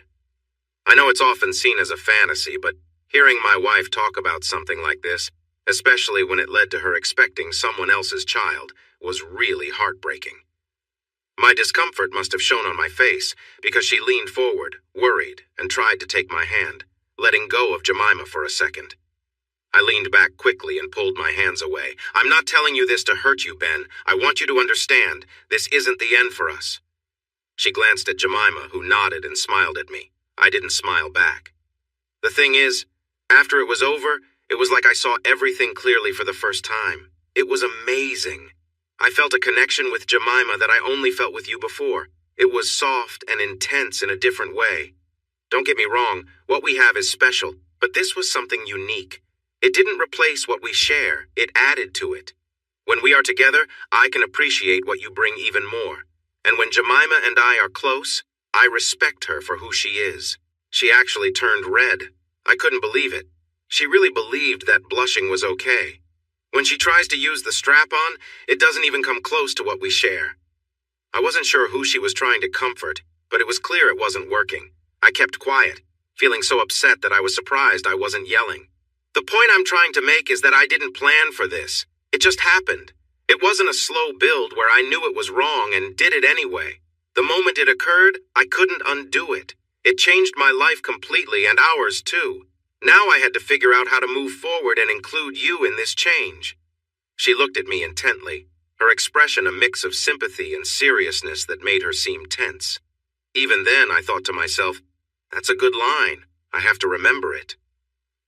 I know this is unexpected, she said, getting straight to the point. I'm truly sorry for what we did with Jeff. We were just trying to handle things, as I mentioned. It was never meant to be something lasting. It was just a way to buy us time to bring you into this without causing trouble. I was shocked. The misunderstanding was so deep, I didn't even know where to start, but I was ready to try. So, I said, leaning back and crossing my arms to control my frustration, you thought the best way to keep me calm about you being with Jemima was to have threesomes with Jeff. You thought that would make me happy? That everything would be fine? When I found out, and you know I would, you thought I'd be okay with that? I aimed for disbelief, and it was easy to hit that mark. Well, when you say it like that, It does sound pretty foolish, Monica shot back. Pretty foolish? I repeated, staring at her in shock. More like very foolish, clearly. But like I said, we weren't thinking straight. I was scared that if he told you before we could include you, you'd, well, react poorly. So we had to act fast. The thing is, Monica, I believe you really thought that was a good temporary fix. Because everything else you've told me is so far from sensible, this fits right in. Monica sat back, her lips tightly pressed together. The truth is, you haven't actually apologized for anything. Being with Jemima, treating me as less important, threesomes with Jeff, getting pregnant, going through with the procedure, none of it. I don't think you feel bad about it. It seems like you're just sorry you got found out. All of this feels like you're spinning your story. You haven't come around for days, not because you want to give me space, but because you were trying to find a way to make me accept this. She looked deep in thought, and I leaned closer. Well, here's the truth. I'm not going to accept it. You knew that from the start. You knew it right after you were with Jemima, and everything you've done since then has been to hide it from me because you knew I wouldn't agree. It's not like that, she said softly. I've been trying to show you that you are my number one person. I didn't believe her. No, you haven't. Have I not been clear? You even mentioned how caring I was. That was real. It wasn't a way to make yourself feel better. It was genuine affection, showing you how much you mean to me. I can't imagine being without you. You have to see that. I wanted to know if things were still the same between us, and they are. My new experiences didn't change how I feel about you. If anything, I've realized even more how wonderful you are. I let out a short laugh, filled with disbelief. You really don't understand, Monica, I said sharply. Everything you say shows your true feelings. Saying number one guy means there should be only one. I shouldn't just be a top person for you. There shouldn't be others. But now your mind is on someone else. You've made it clear that your love for me has changed somehow. It can't be anything but guilt-driven when you suddenly act differently after doing something you knew was wrong. I leaned back with my arms crossed, watching her. She looked annoyed. No, that's not it, she replied, glancing at Jemima. It's more like, you are my soulmate. Then I was with Gems, and I realized I can have a special connection with another woman too. You are still my male soulmate. It feels like I can have different kinds of soulmates. My love for you hasn't changed, or maybe it has, it's grown. Being with Gems has made me see you in a new light. My actions show how much I value you, how deeply I love you. That hasn't changed. She emphasized those last words, hoping I would understand.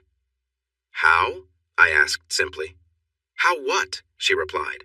How did you find new ways to appreciate me? What did you realize about me that you didn't notice before? She seemed caught off guard. I was pointing out one of those phrases that people say that don't really mean anything because they never explain what they mean. It's something comedy writers often do, like using the phrase, thoughts and prayers. What thoughts exactly? What prayers? Can anyone share one? No?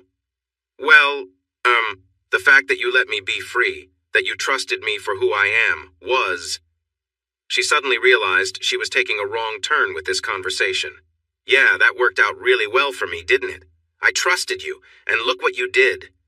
It was hard to hide my bitterness, and for once, I didn't try. Yeah, bad example, she said, looking down and shifting in her seat. But the fact that you did it is the point I'm making. Not that I'm not wrong for taking advantage of it. So you decided to reward me for trusting you by doing something I should have already been getting as part of our marriage? I asked, steady, looking right at her. The disbelief showed in my voice. Look, I already said this was a bad example.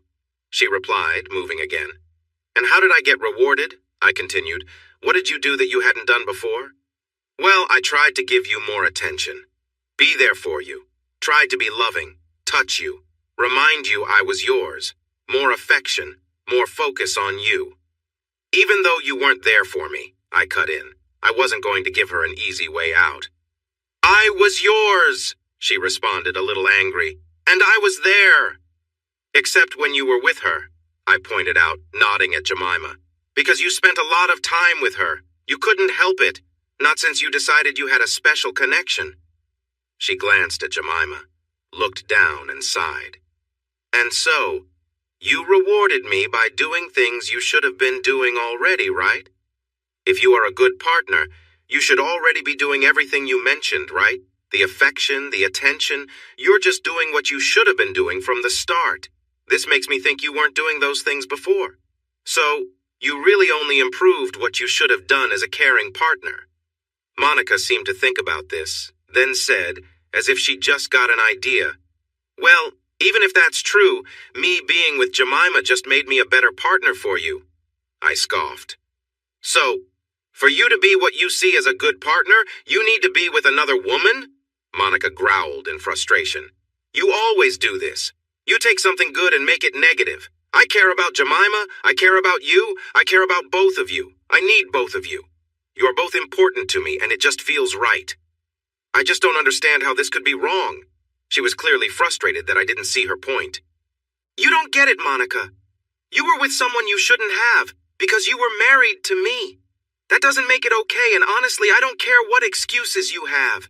You knew what you were doing was wrong, and instead of being honest with me, you just kept hiding it. Now it has all come out. Offering me kids now? Do you really think I want children with someone I can't trust? I'm actually relieved we never had kids. Even if we had, you haven't changed your mind. You're only bringing it up now because you got caught. What kind of life would they have? They'd never be loved the way they deserve." I paused to collect my thoughts. Monica looked away, her chin down as my words hit home. "And how do we even know you can have kids anymore? We never discussed it since you didn't want them. And let's say I forgive you. What happens next? Are you going to keep seeing Jemima? Am I supposed to be okay with sharing you like that? We were hoping to find a solution. Jeff had his arrangements, so it seemed fair. I couldn't believe what I heard. Fair? Jeff got you in trouble, and now Jemima is still involved. Jeff will get what he wants, but I won't have her in my home.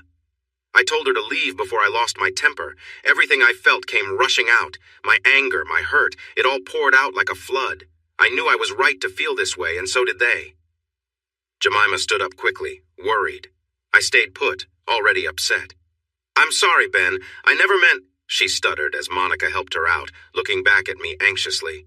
"Just go away," I muttered, tired and not looking up. Monica returned after a brief talk in the hallway and sat down again. "That was too much, Ben," she began, and I felt my anger rise again. "That person has ruined our marriage. I can't believe I only yelled at her," I shouted. Monica took a breath, leaning closer. "She hasn't ruined anything, Ben. This is about your pride and your ego. I understand how you feel, I really do. I did something really bad and wrong, something I shouldn't have. Then I made it even worse, I know that. But now we have to figure out how to move forward." I looked at her. How to move forward? There's only one way. She sighed again. "I knew you'd think that. I realized after my first moment with Jemima that this is where we would end up. That's why I tried so hard to keep this from you. I really don't want us to end. I want to be your wife, your partner, the most important person for you, like you are for me. I would do anything to keep that. Why can't you see that?" Suddenly, my anger faded. Monica saw things through her own wishes. She thought she needed something different, but that wasn't my view. "I see that, Monica, I do. You wanted it all. You keep talking about soulmates, but you are missing the point. A soulmate is one person, not many. That's why it's called a soulmate," I said, tired. I took another sip of my drink. "And what about Jemima? Where does she fit in? What if I need you and she needs you at the same time? Who do you choose?" "I would go to whoever needed me the most at that moment," Monica replied. "And that's the problem. You think it's simple. I shouldn't have to compete for your attention. We had a promise a few years ago that said otherwise. You might find it harder than you think. I'm not on board with this. I'm just trying to help you understand that what you want can't work. You've already broken the trust we had, and that won't come back, no matter how much you explain." I took another sip while she thought about this. "You were with another woman? You fell for her? You crossed lines that we agreed not to.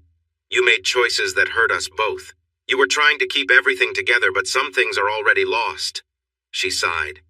"I knew this is where we would end up. I just did." "You keep saying that," I interrupted, frustrated.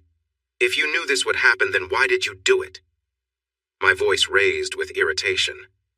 Monica paused and looked at me thoughtfully before replying, calmer than I felt. "I knew it was wrong after it happened. It wasn't planned. It just occurred. But once it did, well, I understood how you would react, and I was right. She paused again, then started to speak quickly, her words spilling out. All I'm trying to do is grow, Ben. I wish you could see that. It's not about leaving you behind. We could just be partners on a new journey. I scoffed and muttered, Yeah, looks like you have a partner for that journey already. Don't blame me for the mess. Monica, I wasn't the one who suddenly found someone new. I'm not running around with anyone else or causing trouble. Don't put this on me just because I reacted badly to it. Monica looked at me with sadness, but continued anyway. It's a path I didn't even know existed for me. I'm not sure if I'm a lesbian or bisexual, to be honest. I just love Jemima. It's not like I suddenly feel attracted to women. I admire their beauty, but I don't think about them the way I think about Jemima. I don't look at other women and wonder what it would be like to be with them. The same goes for other men. I have you. I haven't considered anyone else since we got married. Monica, you are taking something away from me. Your growth comes at the cost of what we have. Being with someone is a balance, whether you want to believe it or not. If you're spending time with Jemima and giving her your affection, then you can't be giving it to me as well. Don't tell me about loving more than one person or sharing love like it's easy. That's not how it works. You have a limited time each day, and the moment you focus on someone else, I'm losing your attention. It doesn't matter if you're busy or not. There'll come a time when we are both available, and someone will lose out. I sighed, feeling weary from trying to explain. Some people just don't want to listen. As you said, I didn't agree to this. I don't care what new feelings you have or what ideas you've come up with. We promised to be exclusive, and you've decided that's no longer true. What I think doesn't matter because you've made this choice for both of us. I won't accept that. And you knew I wouldn't, which is why you did what you did. You made it all so much more complicated. Well done, Monica. You didn't just ruin our marriage, you completely destroyed it. I was exhausted. We had repeated the same arguments over and over. At this point, I wanted her to leave so I could heal and think about what to do next. Just go. It's over between us. You know it is. I won't share you with anyone. You've already caused too much hurt, so go and build a life with Jemima. Ben, Monica said, her voice full of concern. Just leave, Monica. Please go. I'll have my lawyer contact you. I'm finished. I have nothing left to give. You've not only wrecked our marriage and dreams, but you've also hurt my career. Good job. Now just leave. I shouted the last two words. I was completely drained and angry. I just needed her out of my sight so I could have some time alone. Monica slowly stood up, trembling. She looked down at me, sad, or at least I imagined so. I couldn't bring myself to look up. Ben, no matter what happens, I will always love you. You will always be my man, and I will always be here for you, no matter what you need. If you ever need anything at all, I'm here. I will never forgive myself for what I've done. I knew we might end up here, but I hoped it wouldn't happen. I wanted to find a way for you to understand, but I see now that was just wishful thinking. I fought hard to hide it from you, but I only made things worse. I'm so sorry. You'll never know how deeply sorry I am. I could hear the tears in her voice, but I still didn't look up. I just pointed toward the door. One last thing, because I know you well. You might think this is because of you, that you did something to lead us here, that you weren't enough. You need to know that's not true. You were always enough. This is all on me. You are everything a person could want, Ben. Don't ever think you weren't, or that this is somehow your fault. There was nothing you could have done to stop this. I let it happen because I tried to have it all, and now I have to face the consequences without the man I love. I just wish you didn't have to suffer, too. It's not fair, and I'm so sorry for hurting you and breaking what we had. I will never forgive myself. She paused, then added again, I am sorry, Ben. I love you. I wish you could understand how much. I didn't have the energy to respond or to say that she would be moving on with Jemima while I would be left alone. What was the point? I didn't want her back, so there were no choices left. When she said, You'll never know how much, I had proof that she was wrong. It wasn't as significant as she believed, or she would never have made those choices in the first place. Then she turned and walked away. I heard the front door open and shut, and something within me felt lost. The day continued. It grew dark, and I sat alone, softly crying. I knew something important was gone, never to return. Life, as a friend once said, goes on. And it did for me, though in a different way. I felt broken, and I realized it, but I couldn't do much to fix it. My attitude changed. I became irritable. If someone made a mistake while helping me, I would let them know, even the barista at the coffee shop. The cheerful part of me disappeared overnight. It didn't take long for news of our problems to spread. Not the details, just that we were separating, that Jeff was involved, and she was now living with Jemima. Information about her new relationship with Jemima trickled out over the weeks. I had no intention of sharing the details of our situation. It was private. But the fact that I had no public contact with Jeff, that he hadn't released new music, and that some of his performances were canceled, people started to connect the dots, even if it was a bit off. After the meeting with Monica and Jemima, I didn't leave my house for days. I reached out to Pearsons and Associates, and they suggested I come in to discuss what to do next. I also called my lawyer to discuss the prenup, following the rules closely. I wasn't going to leave Monica without anything, but she certainly wouldn't take half of everything. My house remained mine, and she would receive about 20% of what I had made during our time together. That was significant enough. She wouldn't need to work again unless she wanted a comfortable life. She was someone who valued hard work and wouldn't want to rely on others. She didn't fight the divorce. There were no attempts at counseling. She understood that for me, it was over. I imagined she found comfort in Jemima. I didn't want to know for sure. I cut off all contact with her and Jeff. I blocked and deleted her number, Instagram, email, everything. I did the same with Jeff. After 6 months, I was finally free. I didn't have many friends left, so there was no celebration when I got the final paperwork. Most of our shared friends sided with her, and the few who didn't, I pushed away. One of them mentioned, while we were out for drinks, that our group had started calling me Bitter Ben.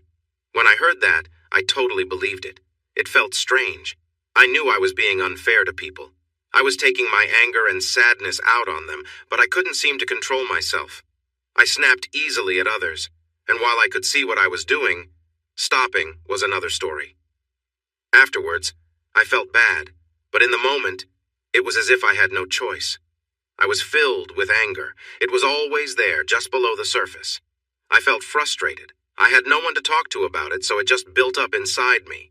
The one thing I didn't do was blame myself.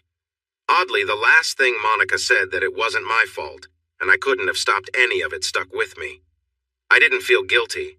All I had done was love her and trust her. But that feeling didn't help. I was still suffering. It gnawed at me. I felt deeply betrayed by Monica. She had an affair, fell in love, and didn't tell me.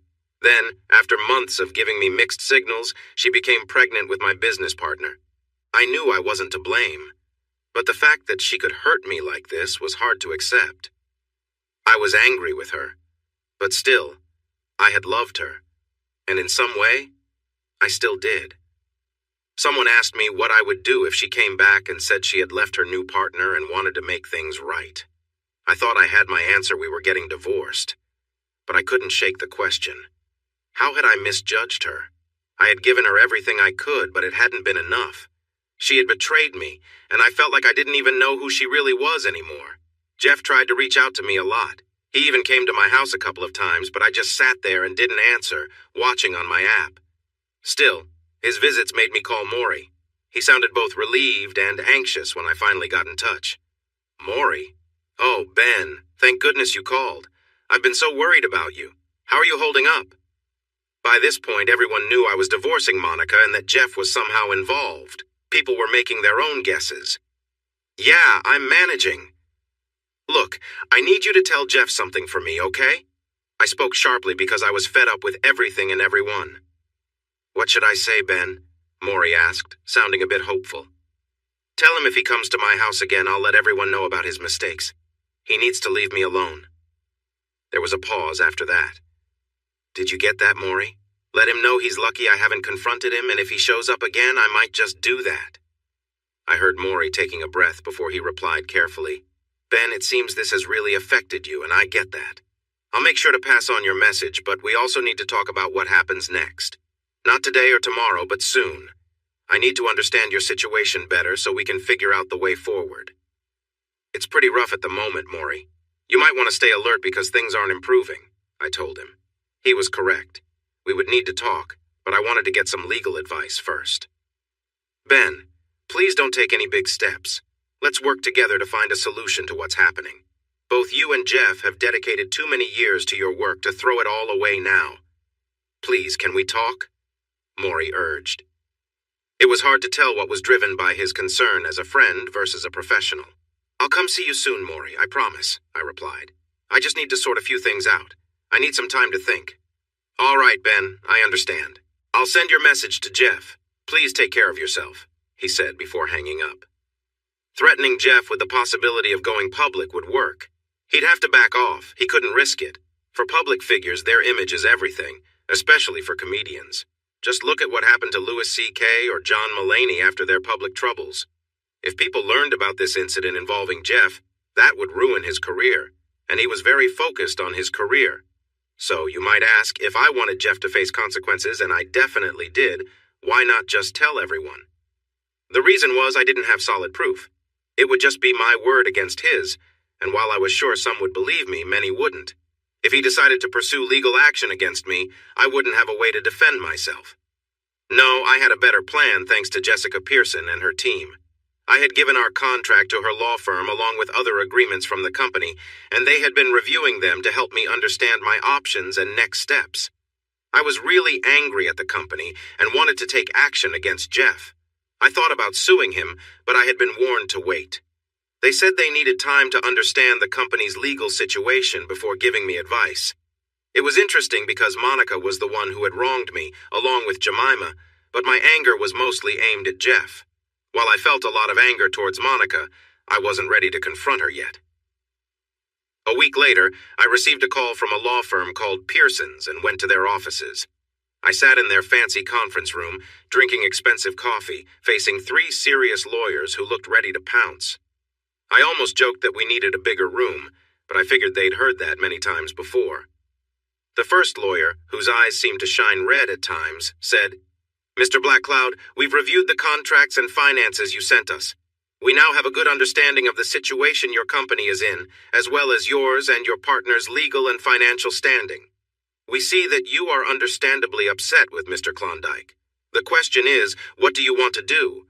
How much do you want him to suffer?" I looked at them, waiting for a reaction. I was unsure if I would get one. Finally, I said, "I just want him to pay for what he did. I want him to know that I won't let him get away with it." The leading lawyer smiled, revealing all his teeth. It was a little unsettling. "In that case, our advice is simple.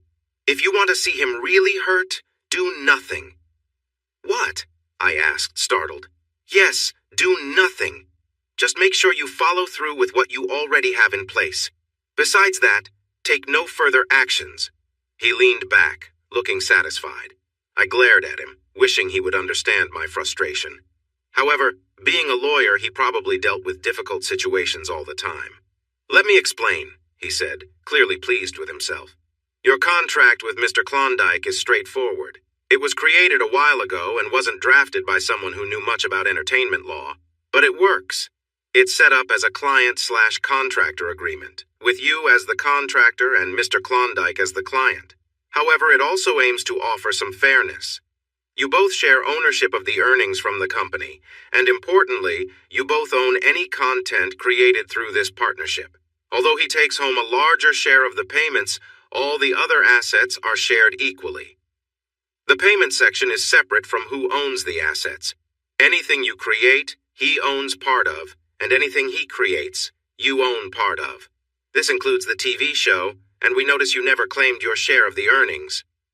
I nodded and shared what I had been thinking. The main advisor smiled broadly.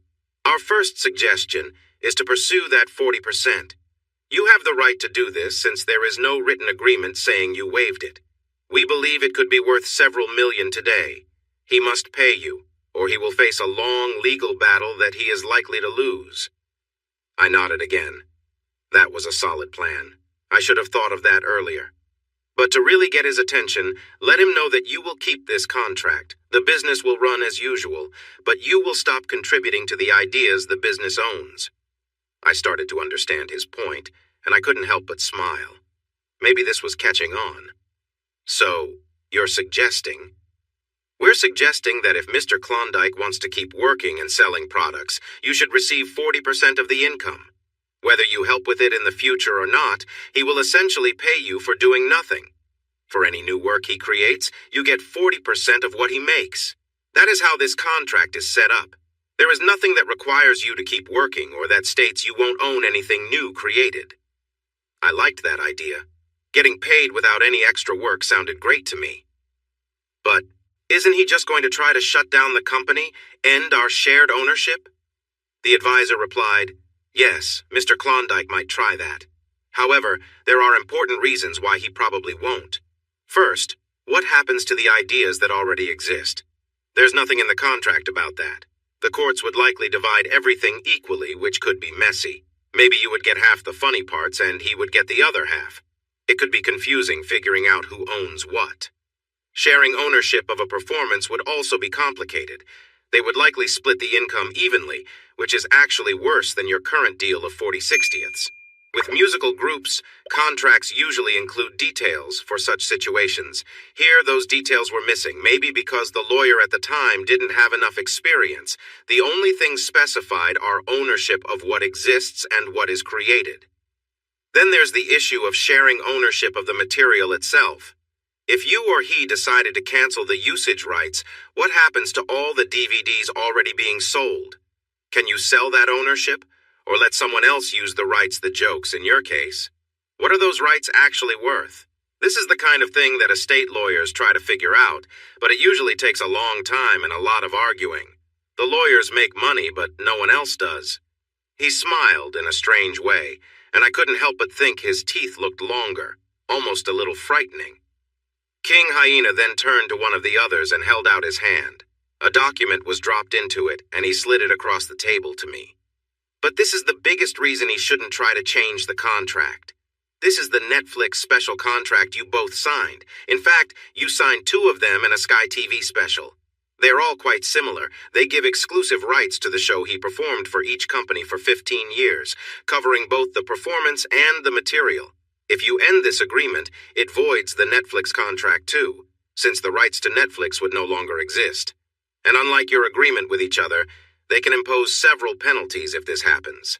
They could demand all the money they already paid you back, plus an additional 50%. There would also be losses from not having the Netflix special available anymore, which only they can decide. Basically, it gives them the power to financially harm you and Mr. Klondike greatly, without any way for you to appeal. I flipped through the pages of the document, barely paying attention to the words while he explained everything. The key point is that Mr. Klondike would find it very unwise to try to end this agreement between you, while you only need to sit back and receive 40% of everything he earns from now on. This may not be a lot in terms of future earnings from new performances, since you created much of the material he used.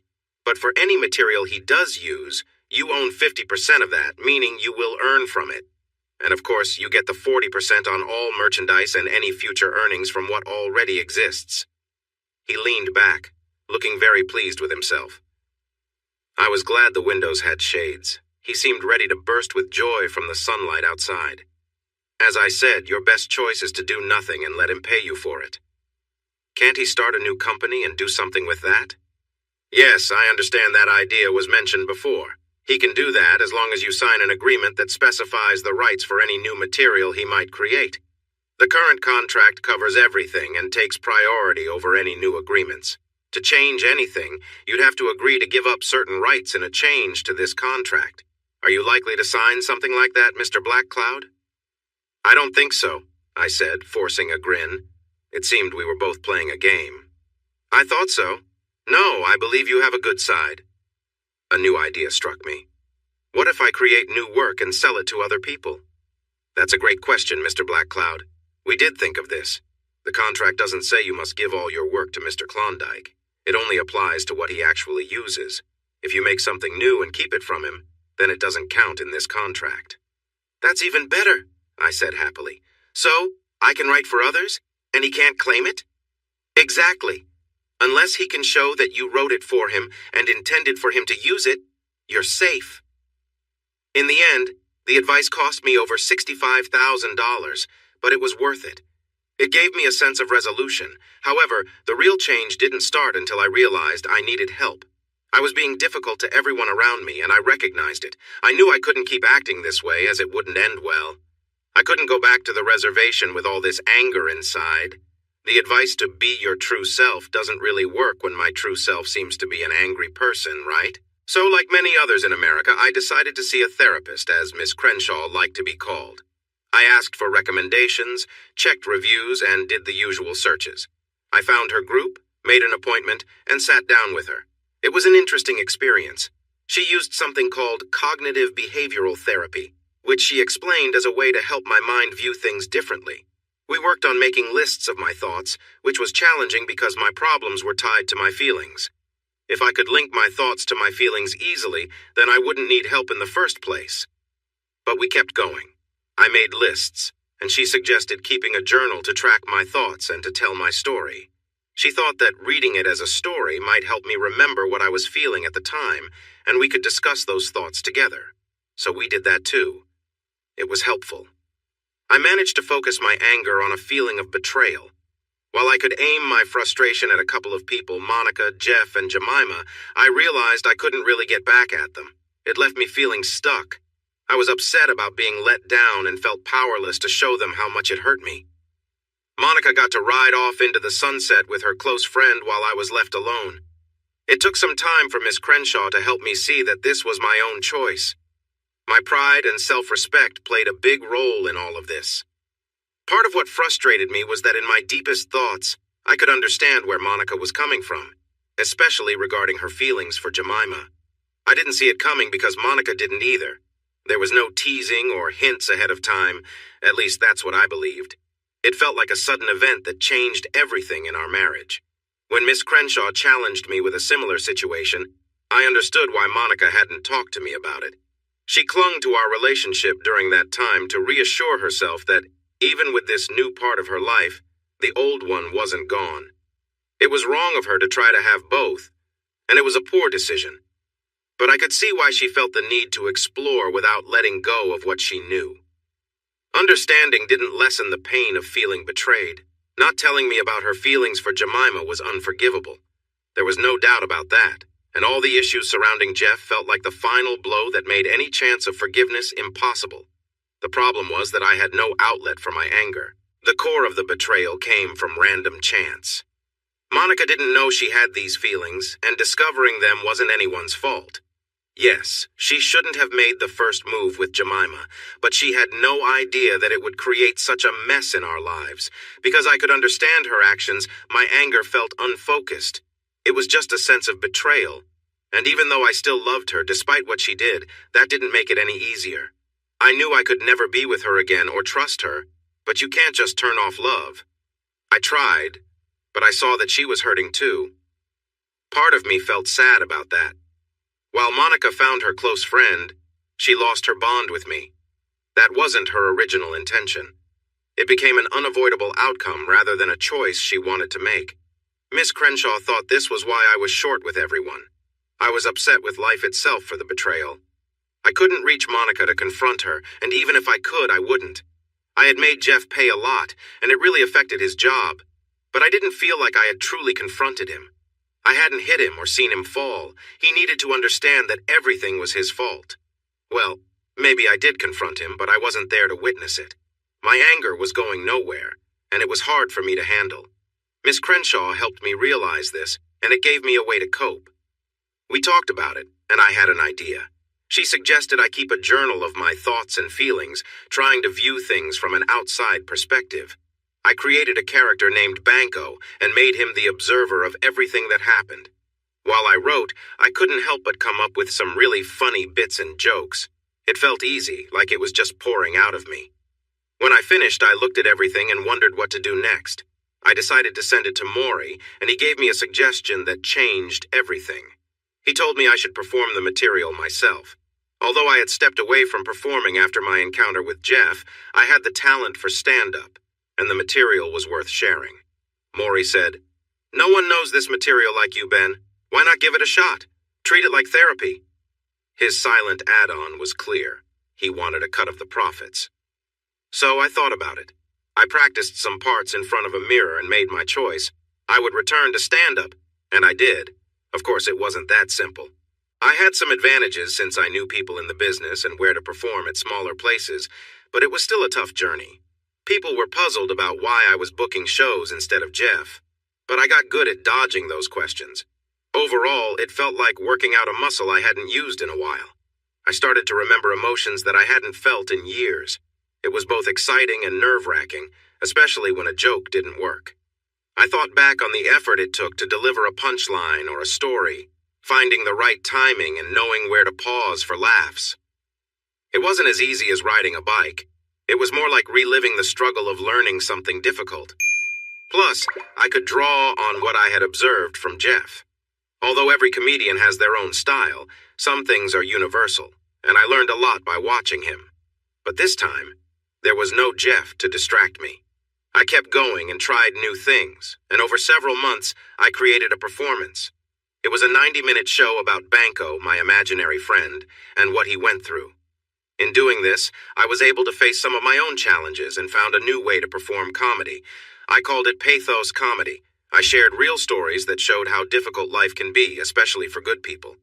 My stories were filled with jokes and humor, but they were based on true events. They captured emotions, unexpected reactions, and the full range of human feelings. Sometimes the stories had sad endings. I learned that if I brought the audience down with heavy themes, there would be gasps as they realized what people can do to one another and how betrayal can lead to deep feelings of hurt. The audience understood this completely. Then, when I followed it with humor, the jokes felt even stronger. After a tough moment, people were eager to laugh again. It was amazing to see how that worked.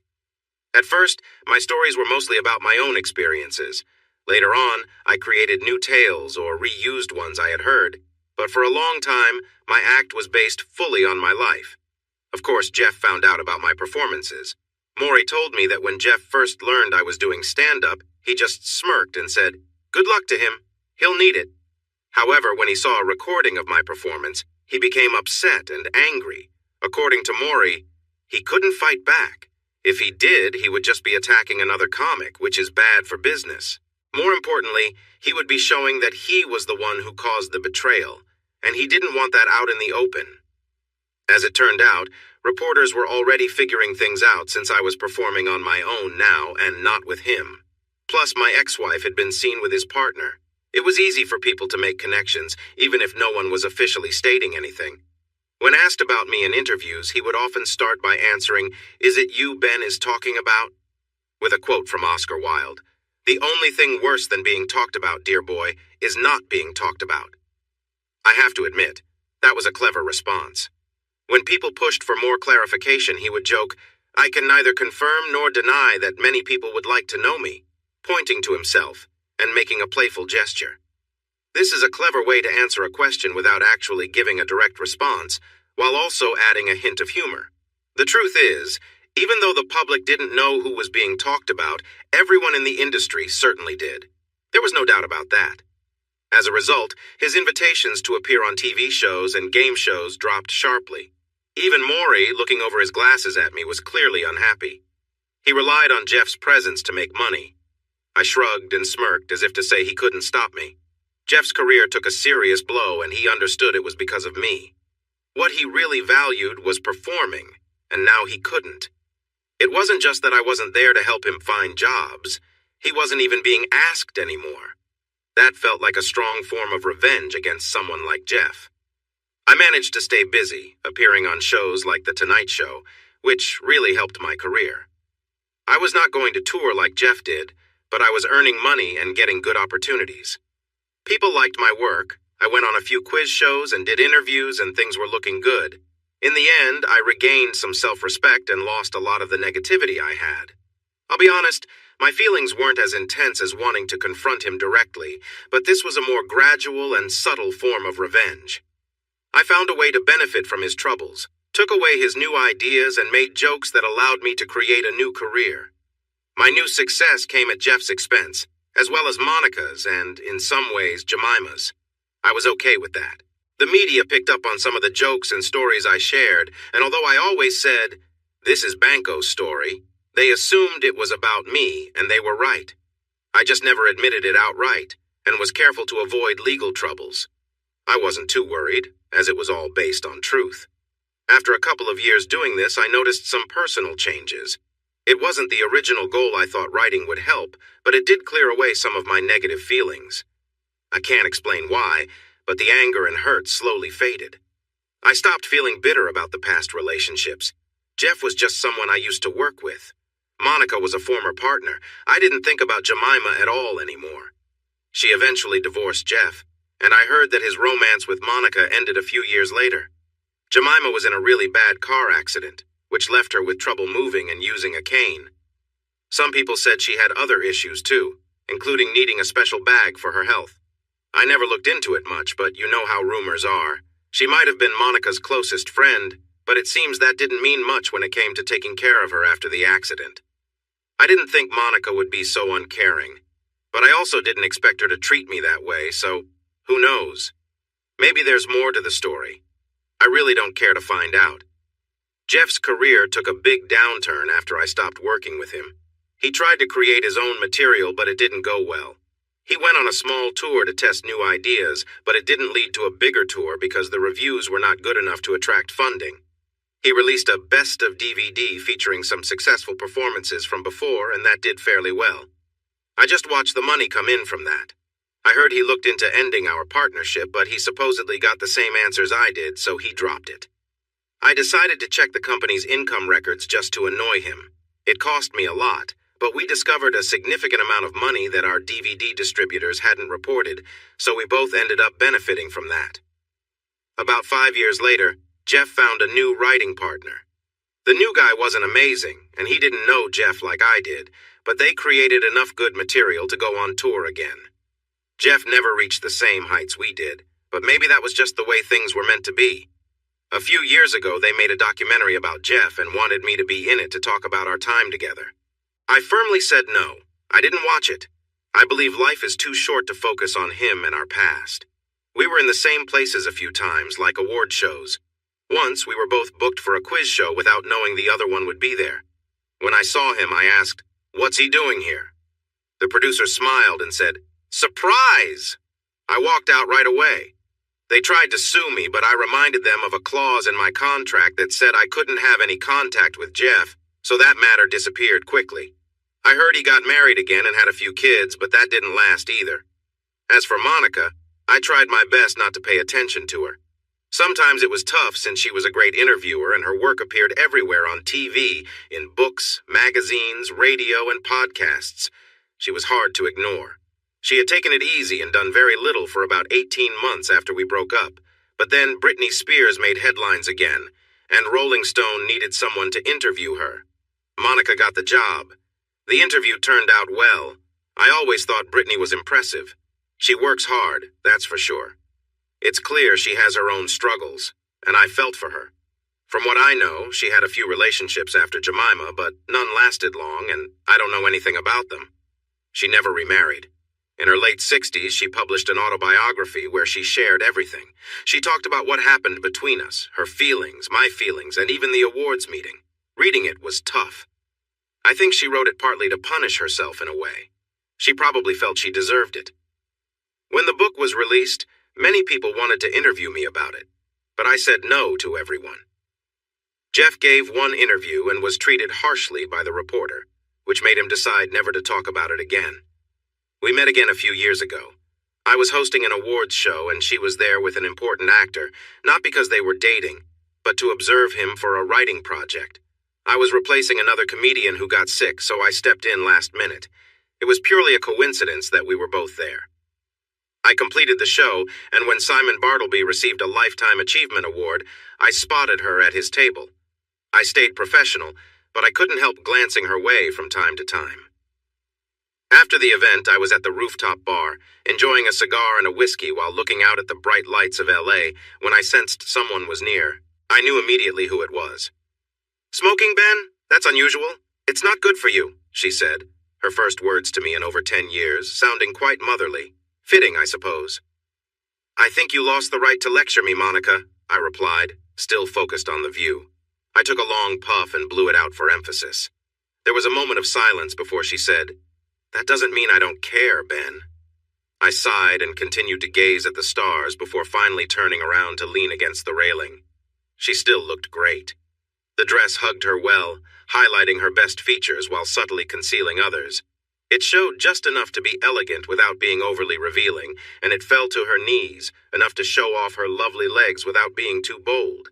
Heels and simple jewelry that had its own value. I knew that because I had bought her the pearl necklace with small diamonds around it that she wore. She looked good, and I was sure she knew it. She was not someone who kept her talents hidden. I really didn't know what to say. There were no easy topics to discuss. She was my ex-wife who had been in a serious relationship with another woman, then became involved with my business partner, and ended that with a difficult choice, only admitting it when confronted. There wasn't much for me to say that wouldn't lead to anger. "How have you been? You did well up there. You always found the right balance between humor and respect," she acknowledged, showing that she wanted to talk, even if it was about ordinary things. "It's easier than true stand-up. Just a few jokes and acknowledging some audience members before moving on," I replied, trying to keep the conversation light. "But it still needs original material." There was clearly a lot unsaid, and I wondered what she truly wanted. "I watched your early shows. I went several times," she said, moving closer and leaning on the railing beside me, drink in hand, looking back at me. 27 times if I count them all." I chuckled at how silly that was. "It was my way of staying connected to you," she said. "But when you started sharing those stories, I sank down in my seat, thinking everyone would notice they were about me. Jemima came with me the first time and left halfway through, trying not to cry. I know they were real stories, and you had every right to tell them, but wow, Ben, you went deep." I couldn't help but smile a little at that. Mission accomplished. Every time I watched you, I felt the regret of what I did all over again. I saw the hurt in you. You were up there making jokes, but I could see your sorrow. I know how you hide your pain, the ultimate sad clown. It felt like punishment for me, picking at the wound inside me, feeling regret again, seeing you share what I did to you, how it hurt with everyone while I couldn't even acknowledge my actions. It was a prison I built for myself, and I kept coming back for more. Well, you're the only one who understands that, so whatever. I waved it off, offering a bitter smile. She looked at me as if she disliked what she saw. "Is this who you are now? Is this what I turned you into? Being bitter doesn't suit you, Ben. It makes you look old," she said with a hint of bitterness in her voice. "If I look that way, it's because of you, the other woman, and my good friend Jeff," I shot back, refusing to feel worse than I already did. The familiar pain inside me turned into a heavy anger. "Don't try to make me the bad guy here, Monica," I replied. She looked at me with a sad expression. There was a pause, and then she whispered, "No, of course, Ben. I'm sorry. I miss you so much. I'm so lonely, and I keep thinking about how good our life was together. I wish we could find a way back." But there was no way back, and I chose to stay silent this time. To fill the quiet and out of curiosity, I asked, "What happened with Jemima?" Monica sighed and took a sip of her champagne, gripping the glass tightly, her knuckles white. "After we broke up, I moved in with Jemima and stayed in her loft. It was nice, but it felt empty. I missed you too much. I was so worried about you and how you were feeling, but there was nothing I could do. You made it clear you wanted to be apart, and now I see that I made all the wrong choices for you. Jemima spent a lot of time trying to help me. I was struggling. What was supposed to be a time for us to discover each other turned into her taking care of me. I was often lost in my thoughts, trying to cope with everything. I'm really sorry I caused that, I replied sarcastically. Her expression grew even sadder. Ben, I wasn't trying to blame you. I know I caused my own issues, not you. I just wanted to share how I felt. I just stared at her, understanding but unsure. Once I started to get a grip on my life as much as possible without you, we had a decent couple of years. Being with a woman as a partner is very different. You talk more, but it doesn't always lead to action. With men, you tend to act. You try to fix things. Women express feelings, while men focus on solutions. Anyway, she smiled shyly at what I said, and I found it charming, but I quickly pushed those thoughts away. After the accident, everything changed. Jemima became so bitter and I'm trying to think of the right word. Hostile? I chuckled. You're the journalist. You should know. I'm an interviewer, Ben, not a journalist. I can tell you weren't listening when I mentioned that. I shrugged. Anyway, she was filled with anger toward everyone. She thought it was the world's fault. She was hurt badly and could never move past it. She was resentful and everyone had to just accept it. By then, she had divorced Jeff, so it was just the two of us. For someone who was once a model, she didn't have many friends. It was just me, and I handled everything.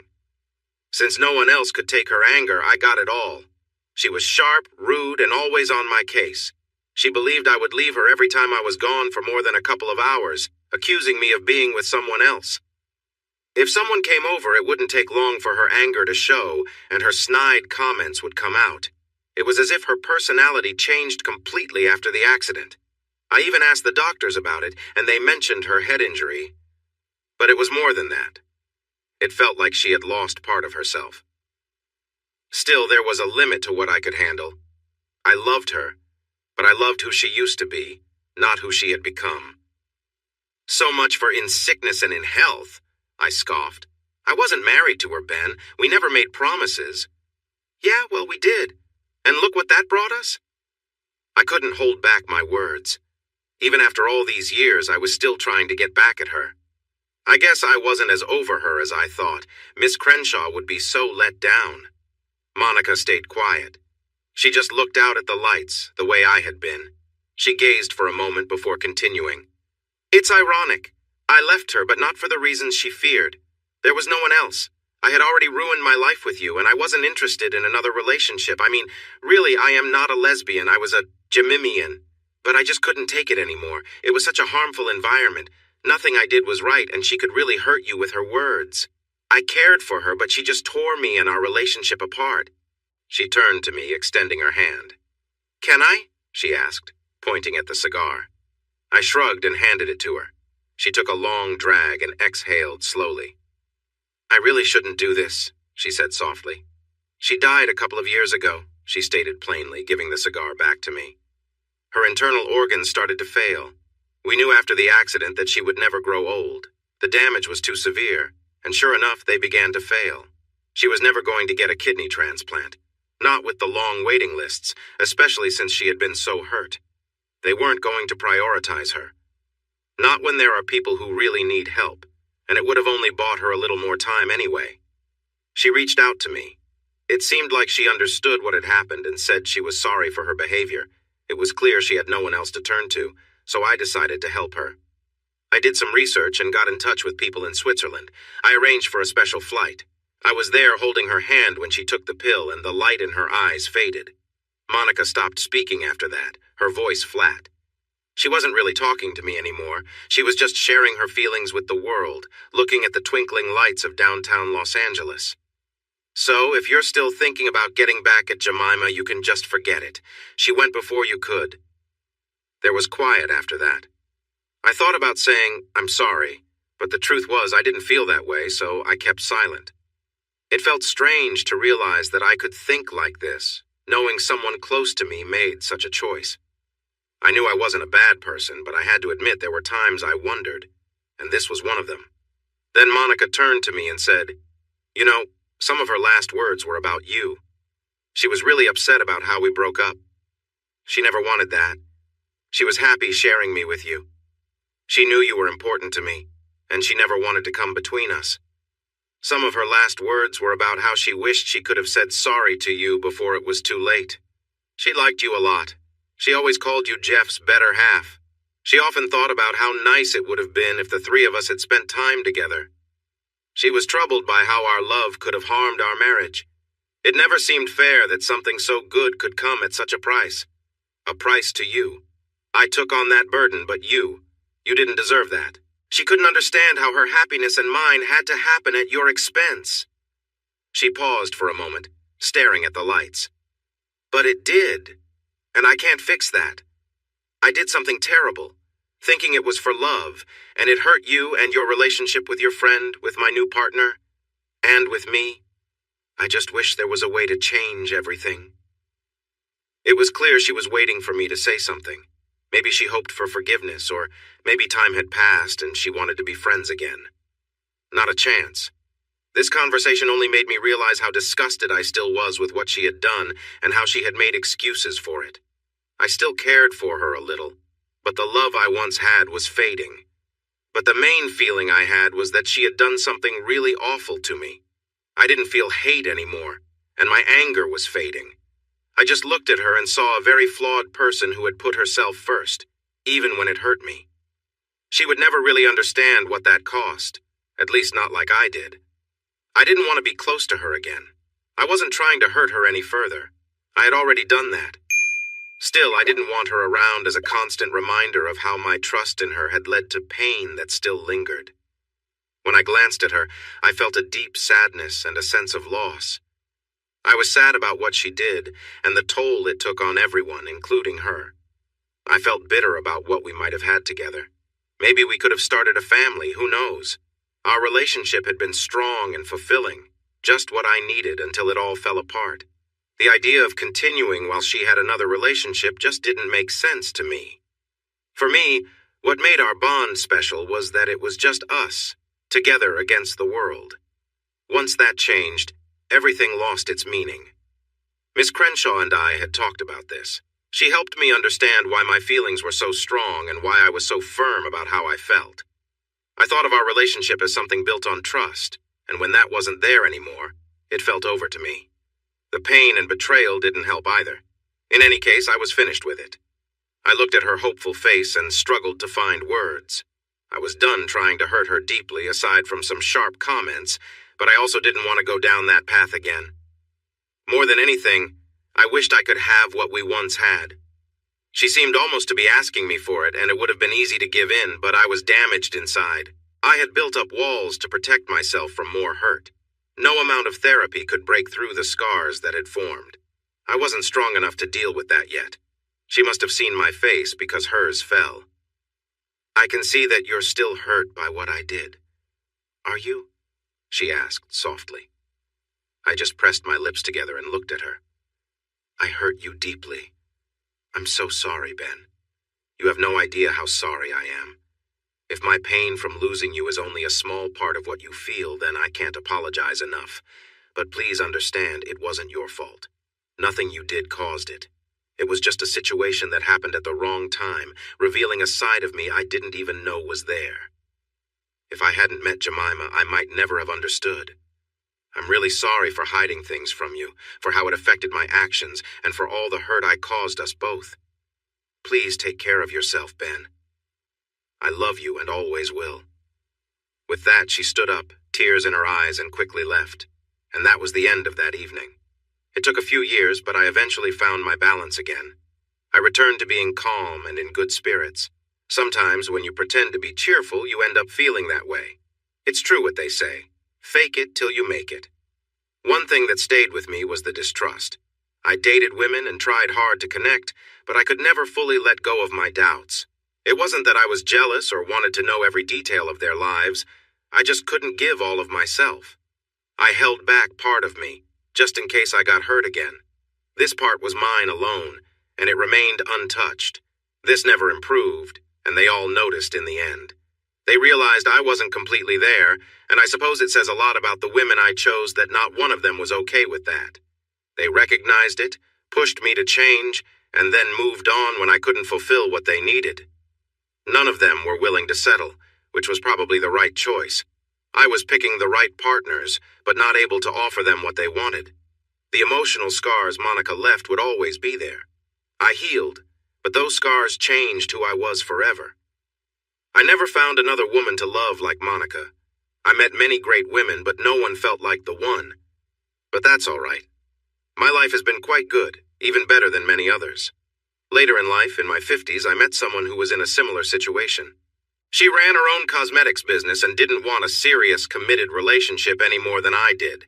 She had also been in a tough situation before and, like me, didn't want to rush into anything rigid. Still, we both wanted someone to share life's joys with, someone to talk to when something happened, someone to connect with. At that time, I lived in Napa Valley, and her business was in San Francisco. She had a home in Marin County, so we were able to meet regularly when she wasn't traveling for work or when I wasn't busy. As time passed, I did less performing and focused more on writing for other comedians or making appearances on TV, which meant I was around more often. We were a couple of sorts, but each of us kept our own home and sometimes we needed time apart. That was okay. It wasn't where I thought I would be in life, but paths aren't always straight, whether by choice or due to others' actions. I was okay. I might never feel completely whole, but that's just part of life, I suppose. It could be much worse. And while money doesn't bring happiness, it does help ease some of life's troubles. The truth is, I would never get past what she did. I understood that I was hurt for good, and I didn't deserve any of it. I tried to make the most of what I had left, but the hurt would always stay with me. That hurts. But life is what you make of it, and I did my best. Sometimes people put on a happy face because if they didn't, they would just feel sad. Hey everyone! Thanks for watching. Don't forget to subscribe and turn on notifications so you won't miss any of the exciting stories we have coming up. What do you think about the characters in this story? Let us know in the comments. We'd love to hear from you.